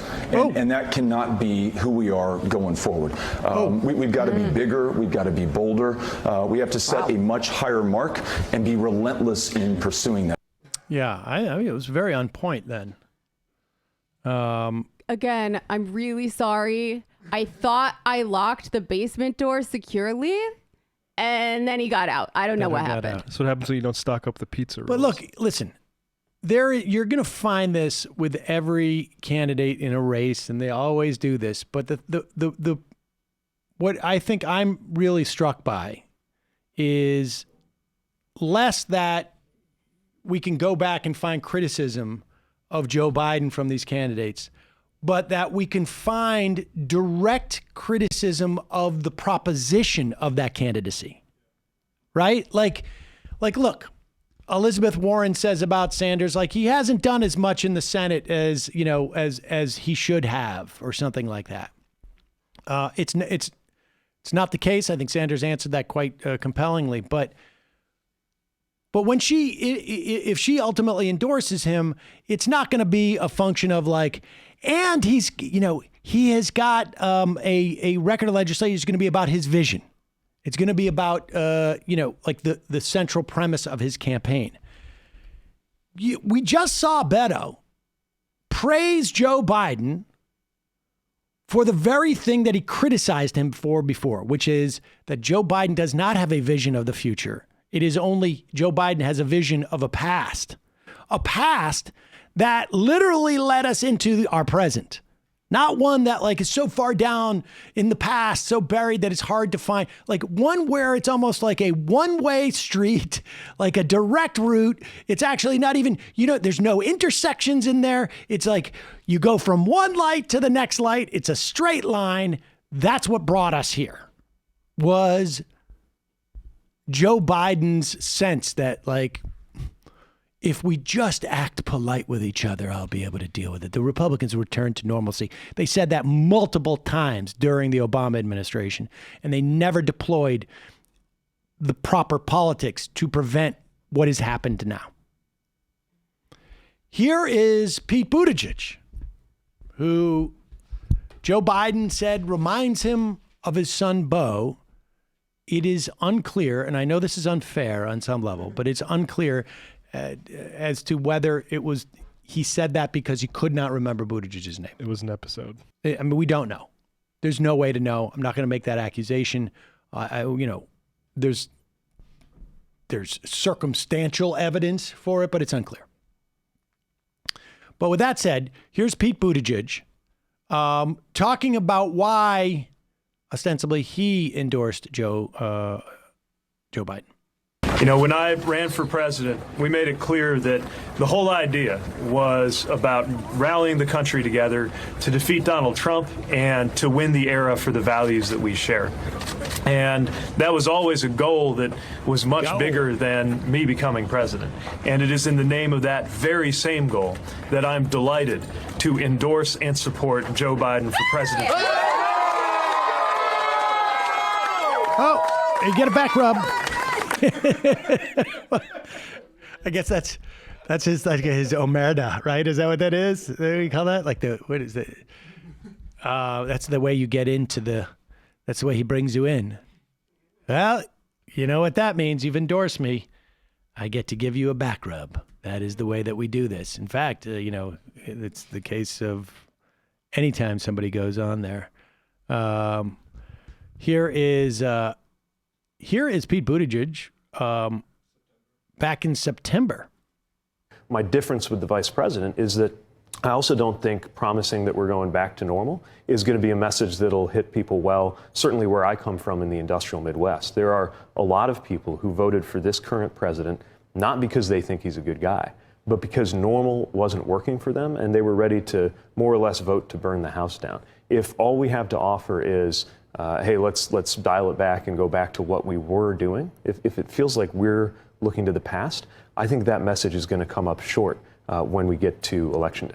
See, this is the part that scares me about this. Again, this is the part that scares me about this, is that I agree with that critique of Pete Buttigieg.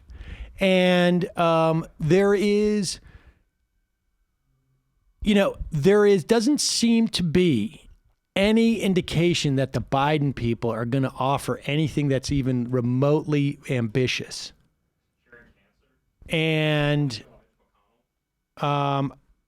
that's the thing that really, I mean, this is the thing that really scares me. Now, I'm not gonna lie. Like I obviously from a political standpoint, I am more aligned with Bernie Sanders' set of policies. But when we're talking about there's a lot of people out there who, like I say, are looking at this as a question of who can win in the general. And the answer is nobody knows for sure. Yes, everybody is guessing. All we have is the evidence that's available to us now. And we just heard Beto. We just heard Pete Buttigieg. Both say during the campaign, put aside what their policies were. From the perspective of who can win in the general, they both said a return to some notion of what was normal, or a return to what predated Trump. The restoration. The restoration, however they want to phrase it, is not going to be sufficient to win. And there's every bit of evidence to suggest that that is the case. Look, you want to ask the question, what is the evidence as to who can win? If you look at the polling, Joe Biden has lower favorables or higher unfavorables than Bernie Sanders. If you look at the polling, something like 56 out of 60 polls show Bernie Sanders beating Donald Trump. Biden, a little bit less. In all the swing states, the states like Pennsylvania, states like Wisconsin, Michigan, Arizona, Bernie Sanders up over Biden against Trump. Biden's there. He's not losing to Trump, but Bernie has a bigger lead in these things. So maybe polling doesn't mean anything. But if it does, it's Bernie Sanders who is performing well in those polls. Then you look at enthusiasm. Bernie Sanders just raised $46 million in the month of February from no corporations, no PACs, just individuals. There is a tremendous amount of enthusiasm there. And you look at why Hillary Clinton lost. There is a dozen different reasons. But one of the factors was there just wasn't enough enthusiasm to send people out on the ground to assess what was happening. Yeah, and Hillary's base was more enthusiastic about her than Biden's base is about him. I think that's true. And there is just none of that core that is going to, in any way, drive Biden's victory. I think people are going to come out and vote. I think there is a big cohort of people who just want to vote against Trump. But the question is like, and the fact is that Hillary Clinton lost by a sliver. And if Donald Trump wins, it's going to be by a sliver again. He may not even get the popular vote. It may be just in certain states where he gets just enough.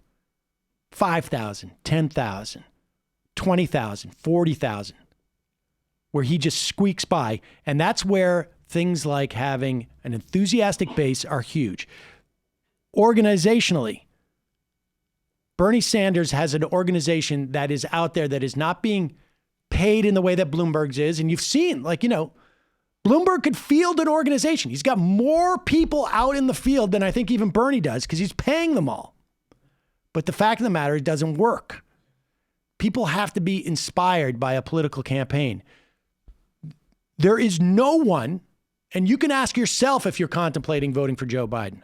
Are you inspired by his campaign, or do you just think that he can win because that's what you've been told? The other thing, in terms of driving out voters,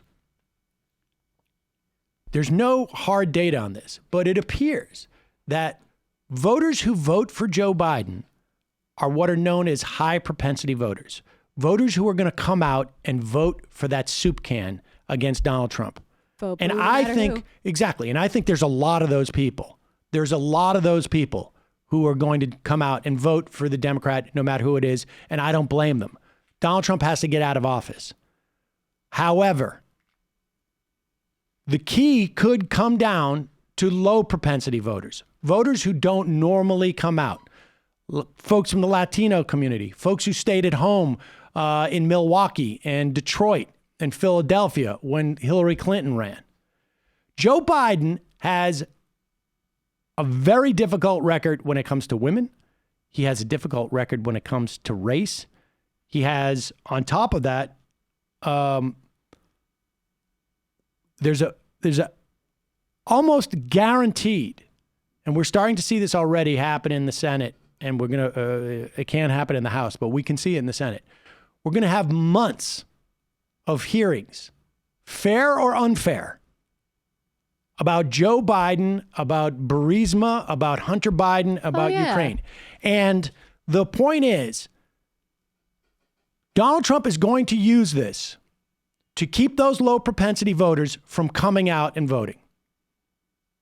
We've heard a lot of talk that that Donald Trump is going to try and make this an election against Bernie Sanders and socialism and whatnot. Bernie Sanders is running on a series of policy proposals. Joe Biden is running on integrity and returning decency to the White House. And there is a ready-made, already teed up issue that will undercut that very basis of his theme. And there is nothing else that Joe Biden has in his arsenal, not just to deal with that, but to add something that goes beyond that. And that is the problem that Hillary Clinton had. She had a great resume, maybe the best resume of anybody ever running for president in the history of the country, frankly. But she ran on that resume, and the one thing that Donald Trump knows how to do is undercut that resume. Not necessarily so that people come and vote for him as opposed to Hillary Clinton, or him as opposed to Joe Biden, but just enough that people are like, I don't know if Joe Biden really is any different from Donald Trump, or I don't know if Joe Biden is really the person he says he is. Because he says he's going to restore integrity. But for the past 6 months, I've heard about, Hunter Biden in Ukraine. Now, I'm not saying that's fair, but the reality is that's teed up. And so those are the questions you have to ask yourself as to who is more electable between Bernie Sanders and Joe Biden. Who is Donald Trump going to convince to stay home and not support? And that's really the question. And that's when you go out and vote, if you're looking for somebody who's more electable, you have to ignore a lot of things about Joe Biden. You have to ignore a lot of things about Joe Biden to believe that he's more electable than Bernie Sanders. That's just the reality of it. Yeah, I mean, you were talking about stamina earlier. If you want to compare Joe Biden to Hillary Clinton, for all her faults, she was a good campaigner. She's a good public speaker. She's a good debater. She's sharp. She's on the ball. And I don't think that we can say that about Joe Biden. And I think if people want to just hold on for a couple more weeks for the next Democratic debate, particularly it's going to be whittled down mightily, whether Warren's still in it or not. And I think Bernie's going to trounce him. That's the first debate of this entire time that I'm actually looking forward to. Yeah, I think it's going to be pretty dramatic. We will see. Let's go to the phones. Calling from a 308 area code. Who's this? Where are you calling from? Am I not on the line now? Hold on 1 second. Yeah, my thing got hung up. Hold on. I got booted off. Thank you for calling into the Majority Report. Hold Please the line. Use no speakerphone and have your one comment or question ready. Wait just to load. Listen for Sam to call out your area code. Sam will be with you shortly. I don't. Hang on.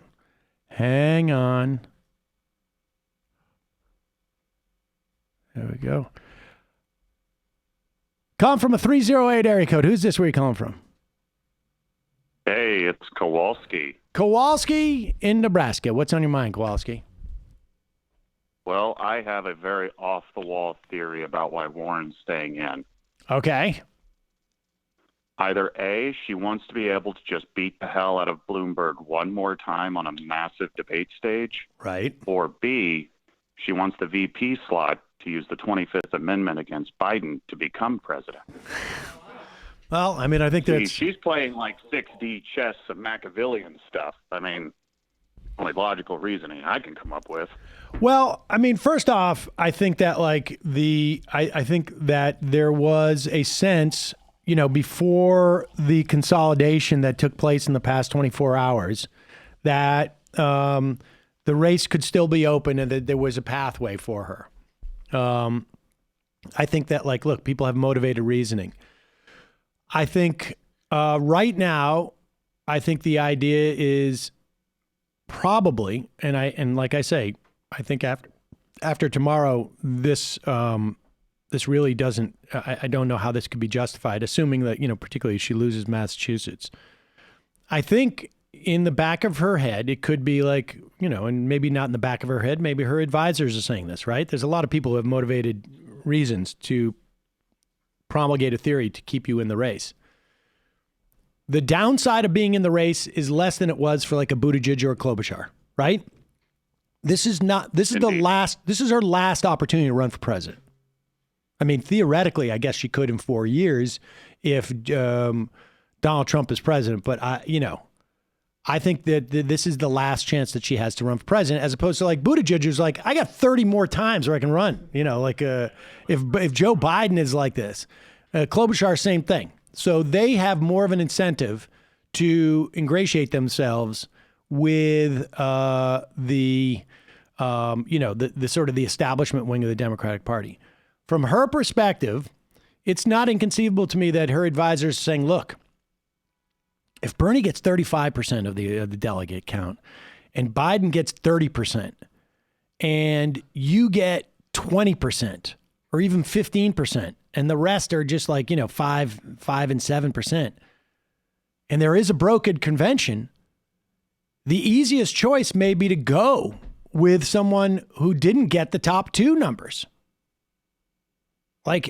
Now, I don't believe that's the case. I think a brokered convention is going to be a disaster, and I wouldn't want to be that candidate who comes out of a brokered convention, frankly.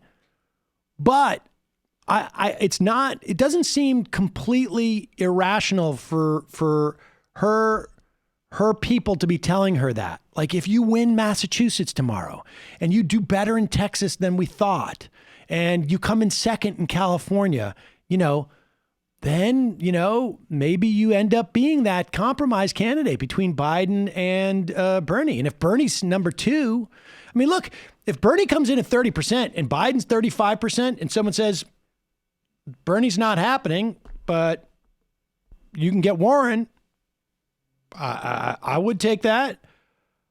I think the scenario is, far-fetched, but I think it's within the realm of rationality that they could be thinking. Now, if she loses Massachusetts and they think that tomorrow after losing Massachusetts, then I think they're nuts.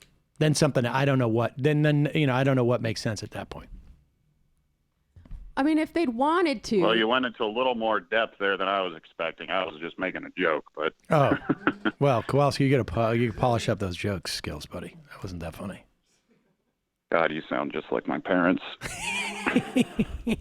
Well, I'm probably that age. How's it looking there? What's your sense of Oklahoma?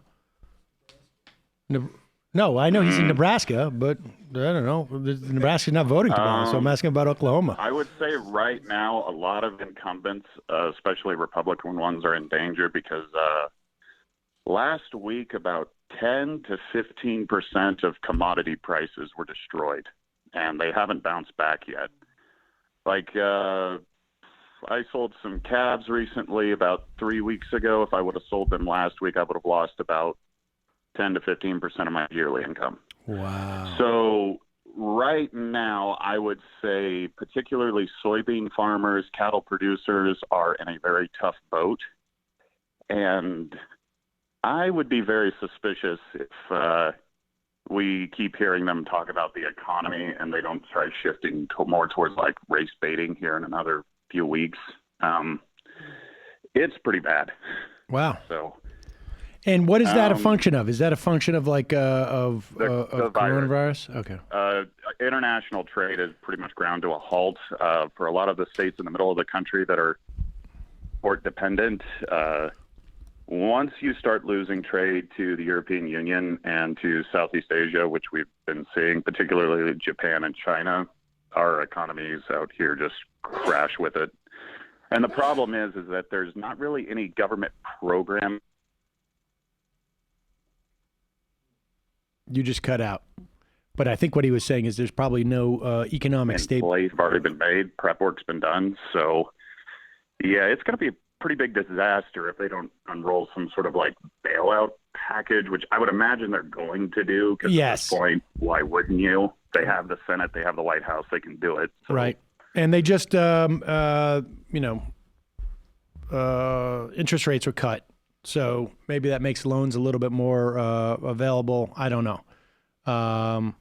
But the real problem right now is the suicide rate's been going up, especially now that everybody's having to file their taxes and get the work done with the government bureaucracy stuff. Like, we actually haven't seen a situation quite this desperate in almost 40 years.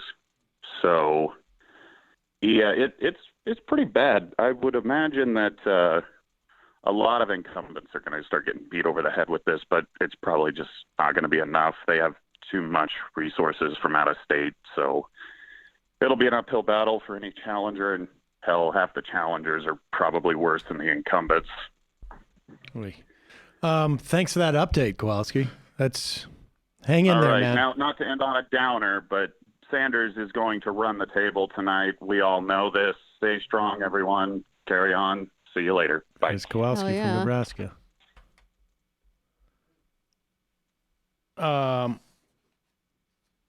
Here's I've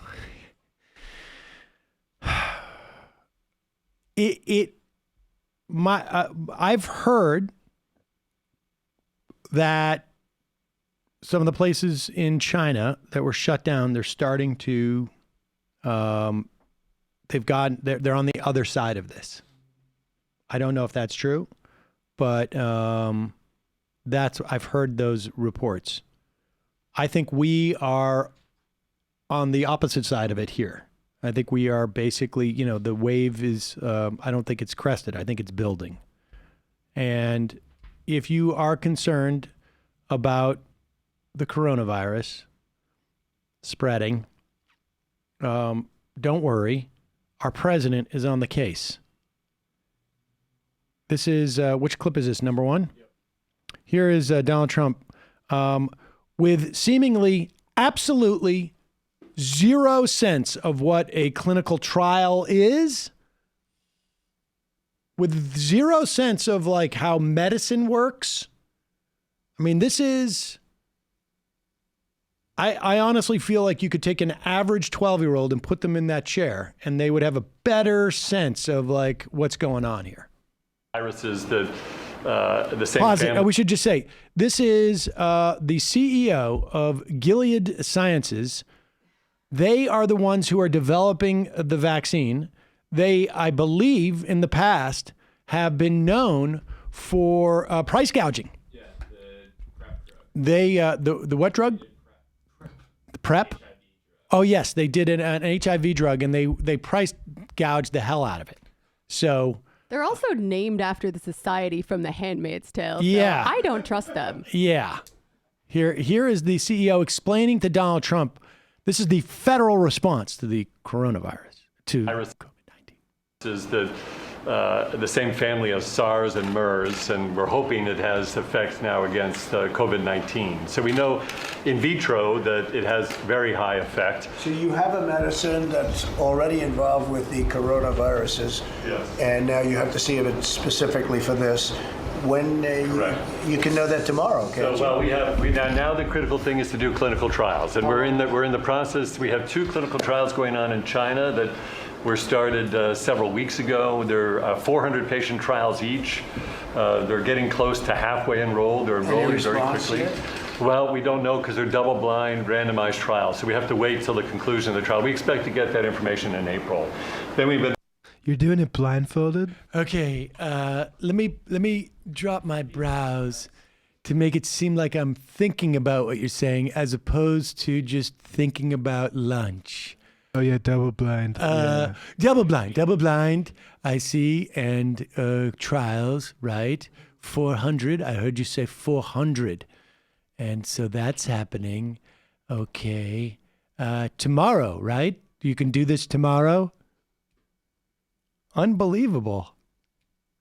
And look at his weird ass body language. He looks like the bad kid in class being lectured to. It's like the bad kid if he grew up on Mussolini tapes. It's like there's such an absence of thought of like, oh, this is going to be ready tomorrow.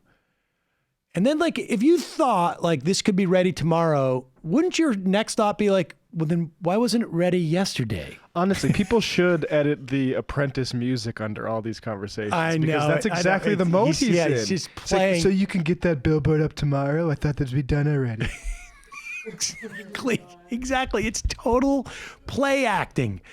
Like if you thought that they had already developed this thing and that they could find out tomorrow if it works, like why wouldn't they have done this like, I don't know, 2 weeks ago or like a month ago? This is another clip of Donald Trump.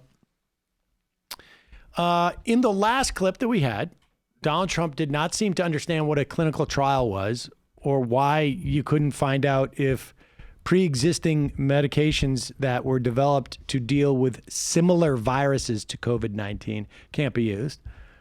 But in this instance, he is just like, what if we just took random vaccinations and just like, I'm just saying like, maybe one would work. But the same vaccine could not work. You take a solid flu vaccine, you don't think that would have an impact or much of an impact on corona? Pause it for 1 second. I want to go back here because there's no such thing as a solid flu vaccine. Like, I'm not saying that he thinks that there's actually like a vaccine that's not in liquid form, that he thinks it's solid, but like the concept of like, you know, like a good flu vaccine. Yeah, not one of the bad ones. Not one of the ones that doesn't work. Like the premium line. Like the good kind. Like the kind like, you know, the good kind. You know, his doctor, like to get him to do flu shots was like, this is the best flu shot. And Trump's like, oh, okay. Yeah, okay. Right. Okay. So like I'm getting the good stuff, right? None of the low end flu shot. There we go. But the same vaccine could not work. You take a solid flu vaccine, you don't think that would have an impact or much of an impact on corona? No. Probably not. Probably not. So that's probably not. Probably. That's the answer I was expecting. Yeah, probably. A lot of dumb people think that. I call it Corona because I'm so familiar with the thing that I got to shorten it. That's what I call it. I call it the Corona, right? The Corona. Probably not. Probably you could take some Pepto-Bismol and it would probably do something good for it, right? No? What about like other diseases? Like what about like a polio vaccine? Would that work? Like what about like a Theraflu? Theraflu maybe? Would that work? Just like, God, man. And all these people sitting around that table, just like, God, all of them should just be rolled up. Now, like, there's some of them, right? There's one or two people in that room who are just like, this is like an insult to everything that I've spent my life doing. You know, the idea that I would have to be talking to this like King Joffrey here, like a dumber than King Joffrey, but it's the only way that I can assure or make sure that I can move the ball forward into like saving lives. Like there's one or two people in there. The rest are just sort of like, I hope I get a raise, or like this is going to set me up in some way. Hope the next investor call is positive on this meeting. Exactly. God. Jeez. Honestly, if anybody has free time, compile all of these Trump on coronavirus clips and put The Apprentice sort of like transitions and music underneath it, and you might have something really dark to exactly. laugh at. Dun, dun. Laugh at, cry at. There's a story by The Intercept that years ago, during the Clinton administration, right after the I think it was the 96 midterm elections where Newt Gingrich got in.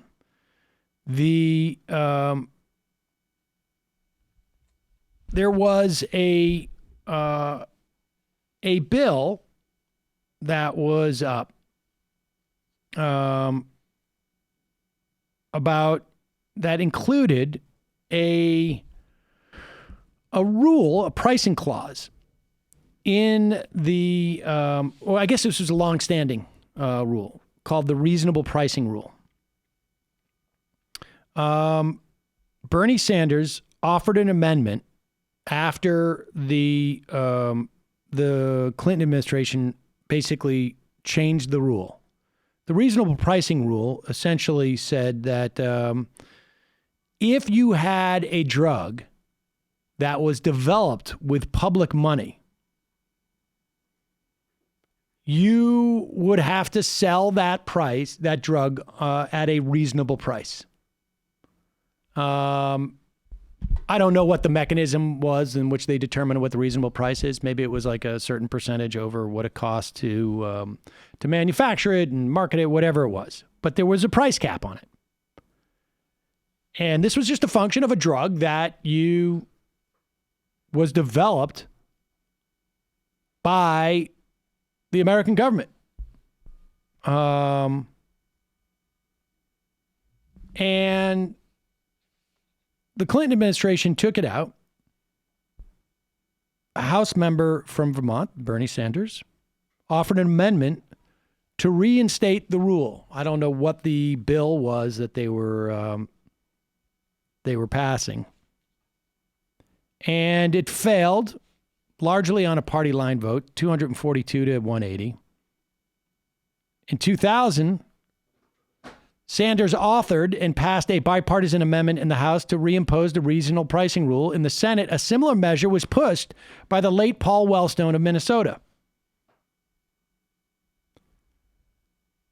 Then a senator in the Senate voted to table that amendment. And that senator was Joe Biden. Here is Bernie Sanders. And see the names of all the people. Yeah, who voted with Joe Biden. McConnell, Sessions, people like that. Well, I mean, just go through it. There's John Breaux from Louisiana was another Democrat who joined him. Louisiana, very, very, conservative state. Chris Dodd from Connecticut, who went on to protect the motion pictures industry in their so-called intellectual property. You had a couple other, Joe Lieberman, of course, ultimately was kicked out of the Democratic Party.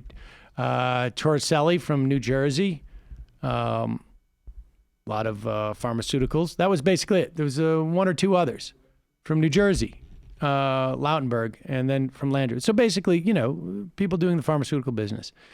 And Joe Biden was one of those guys. That would prevent a company like Gilead Sciences from price gouging when they're working with drugs that have been developed by the U.S. government.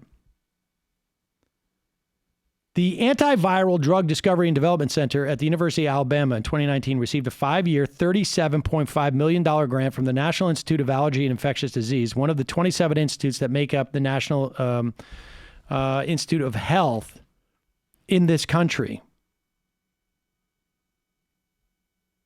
Those drugs are the basis of any type of COVID-19 drug that might be found. We have no way of controlling the price of that.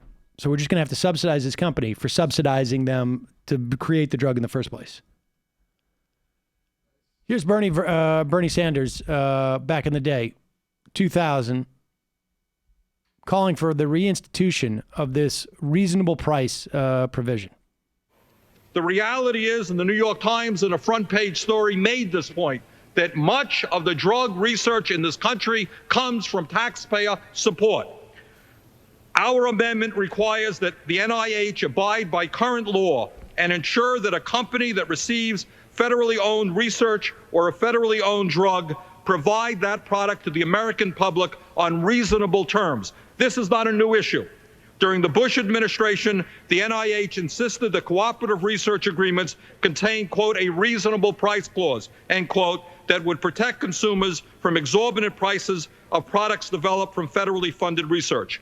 The NIH several years ago abandoned the clause under heavy pressure from the pharmaceutical industry. While a reasonable pricing clause is not the only device that will protect the investment that American taxpayers have made in numerous profitable drugs, this amendment makes clear that Congress will not stand by while NIH turns over valuable research without some evaluation that the price charged to consumers will be reasonable as is required by current law. I reserve the balance of my time.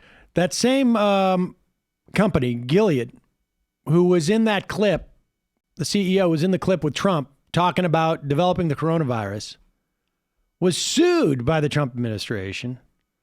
The lawsuit accused the company of profiting for billions of dollars off of taxpayer research without paying any royalties. So never mind the reasonable price clause. They didn't even provide the royalties to the government for developing it. The company, according to the government, infringed upon patents owned by the Department of Health and Human Services and had refused attempts by the department to license its patents and collect royalties. The company sells two drugs, Truvada and Descovy, that can be taken once daily to prevent HIV infection. Gilead makes more than $3 billion a year on Truvada. In Africa, Truvada costs about $60 per patient per year. Gilead has sued companies that have tried to bring generic versions to the United States, keeping them out of the market after secret settlements. Unbelievable. Disgusting. Disgusting. What do you do for a living? Oh, I work for a company to prevent drugs from hitting the market that could save people's lives. I make a lot of money doing that. Private sector innovation. How demented. Oh, man. It's maybe one of the evilest things. All right, let's take one more phone call. Yes, that's true. They do sponsor Shakespeare in the Park. So, I mean, that's, you got to give them that. Calling from a 774 area code. Who's this? Where are you calling from? Hey, Sam. It's Corey calling from Worcester. Corey in Worcester. How are you, sir? I'm doing great. How are we doing today, guys? I think we're doing okay. We're on the edge of our seats. Woo! Hey, Jamie. So I just wanted to give my impressions of how I think things are going to shake out over Massachusetts and maybe a little bit of Maine, because I've got some friends canvassing in Maine as well. I think Maine is going to definitely go to Bernie. It's not going to be a wide margin, but I think that he's going to take a pretty good chunk of the, limited delegates, but still. And, with you guys helping out canvassing in Worcester, that was pretty awesome on Sunday. I got out of work a little late after inventory, so I wasn't able to canvass, but I did meet a canvasser, and I might try to get a few more doors tonight. But just from what I've seen with the tenants' rights unions that I've been getting involved with in Worcester, I think that Bernie's message is really resonating. And I got up at 7 a.m., went to my polling place, and I put my vote right in this morning, and anecdotally, there were plenty of Bernie stickers on the cars that were parked at my polling place. So I was pretty happy to see that. Oh, that's good. But, yeah, I think overall, I think Warren's going to do better than people are giving her credit for in Massachusetts. As much as people want to, take cheap shots, I think she'll definitely pick up a good chunk of delegates. Biden might do okay, but I still think that Bernie's going to win Massachusetts.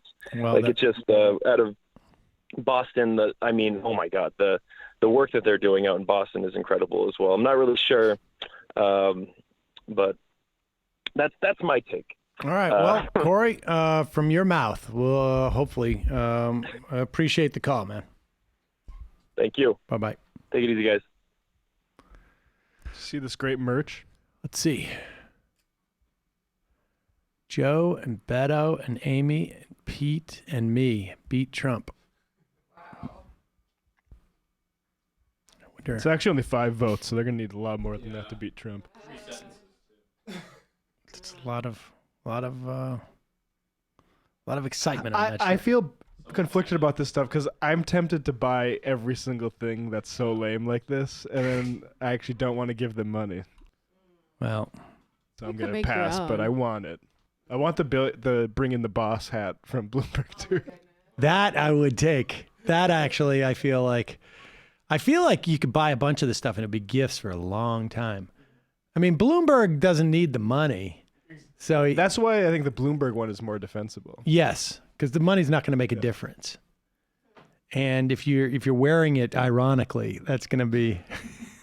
And I want the one that says "not a socialist" on the front. Well, that's the and problem then- is it's the same hat, and I don't like that part because that part's kind of annoying to me because I am a socialist. Well, then on the back, I'm going to put an anarcho-communist influenced by communization theory, insurrectionary anarchism, and other related strains of thought. Getting that added is going to be more expensive than the shirt itself. All right, final call of the day. Really, for real, final call of the day.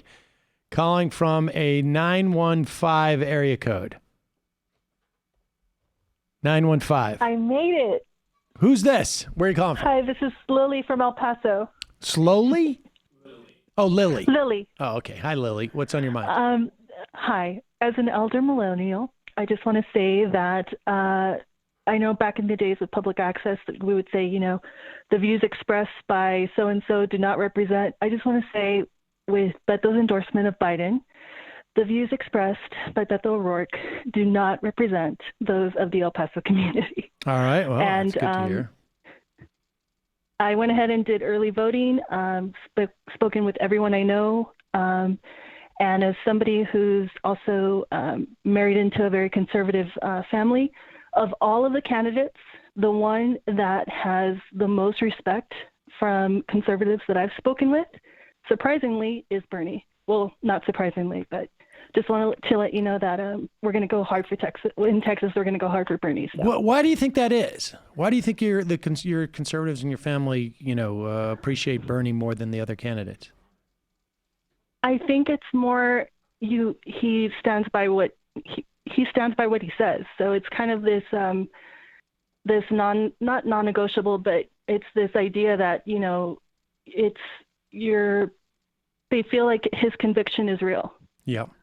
So even though they may not agree politically on everything he stands for, between Bernie and Biden, they give a lot more respect to Bernie, just based on from what I see. That's interesting. That's an interesting comment. Thank you, Lily. Appreciate the call. Thank you. Right.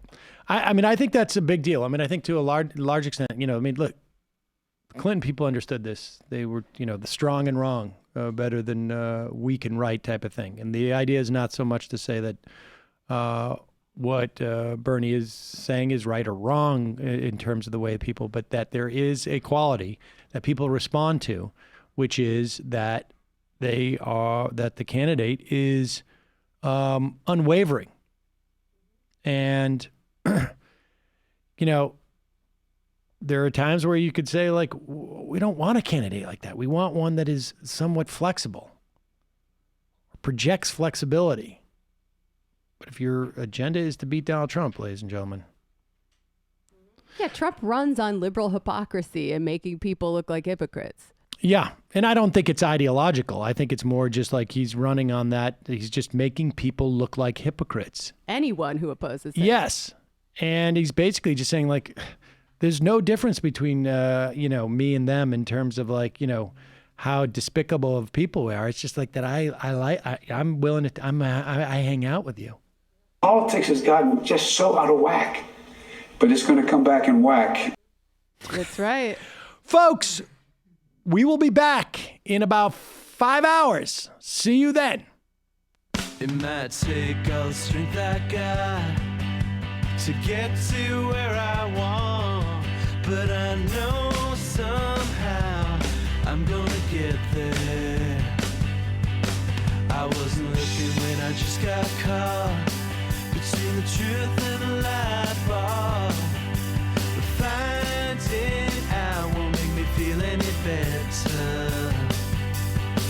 Yeah, I know the clock is ticking, but the meds are gonna kick in, and my pilot light shining bright. I guess somewhere the choice was made for the option where you don't get paid, for the road that bends before it finally breaks you. I guess somehow I lost my drive between the 101 and the 5. Do you know how far the detour takes you?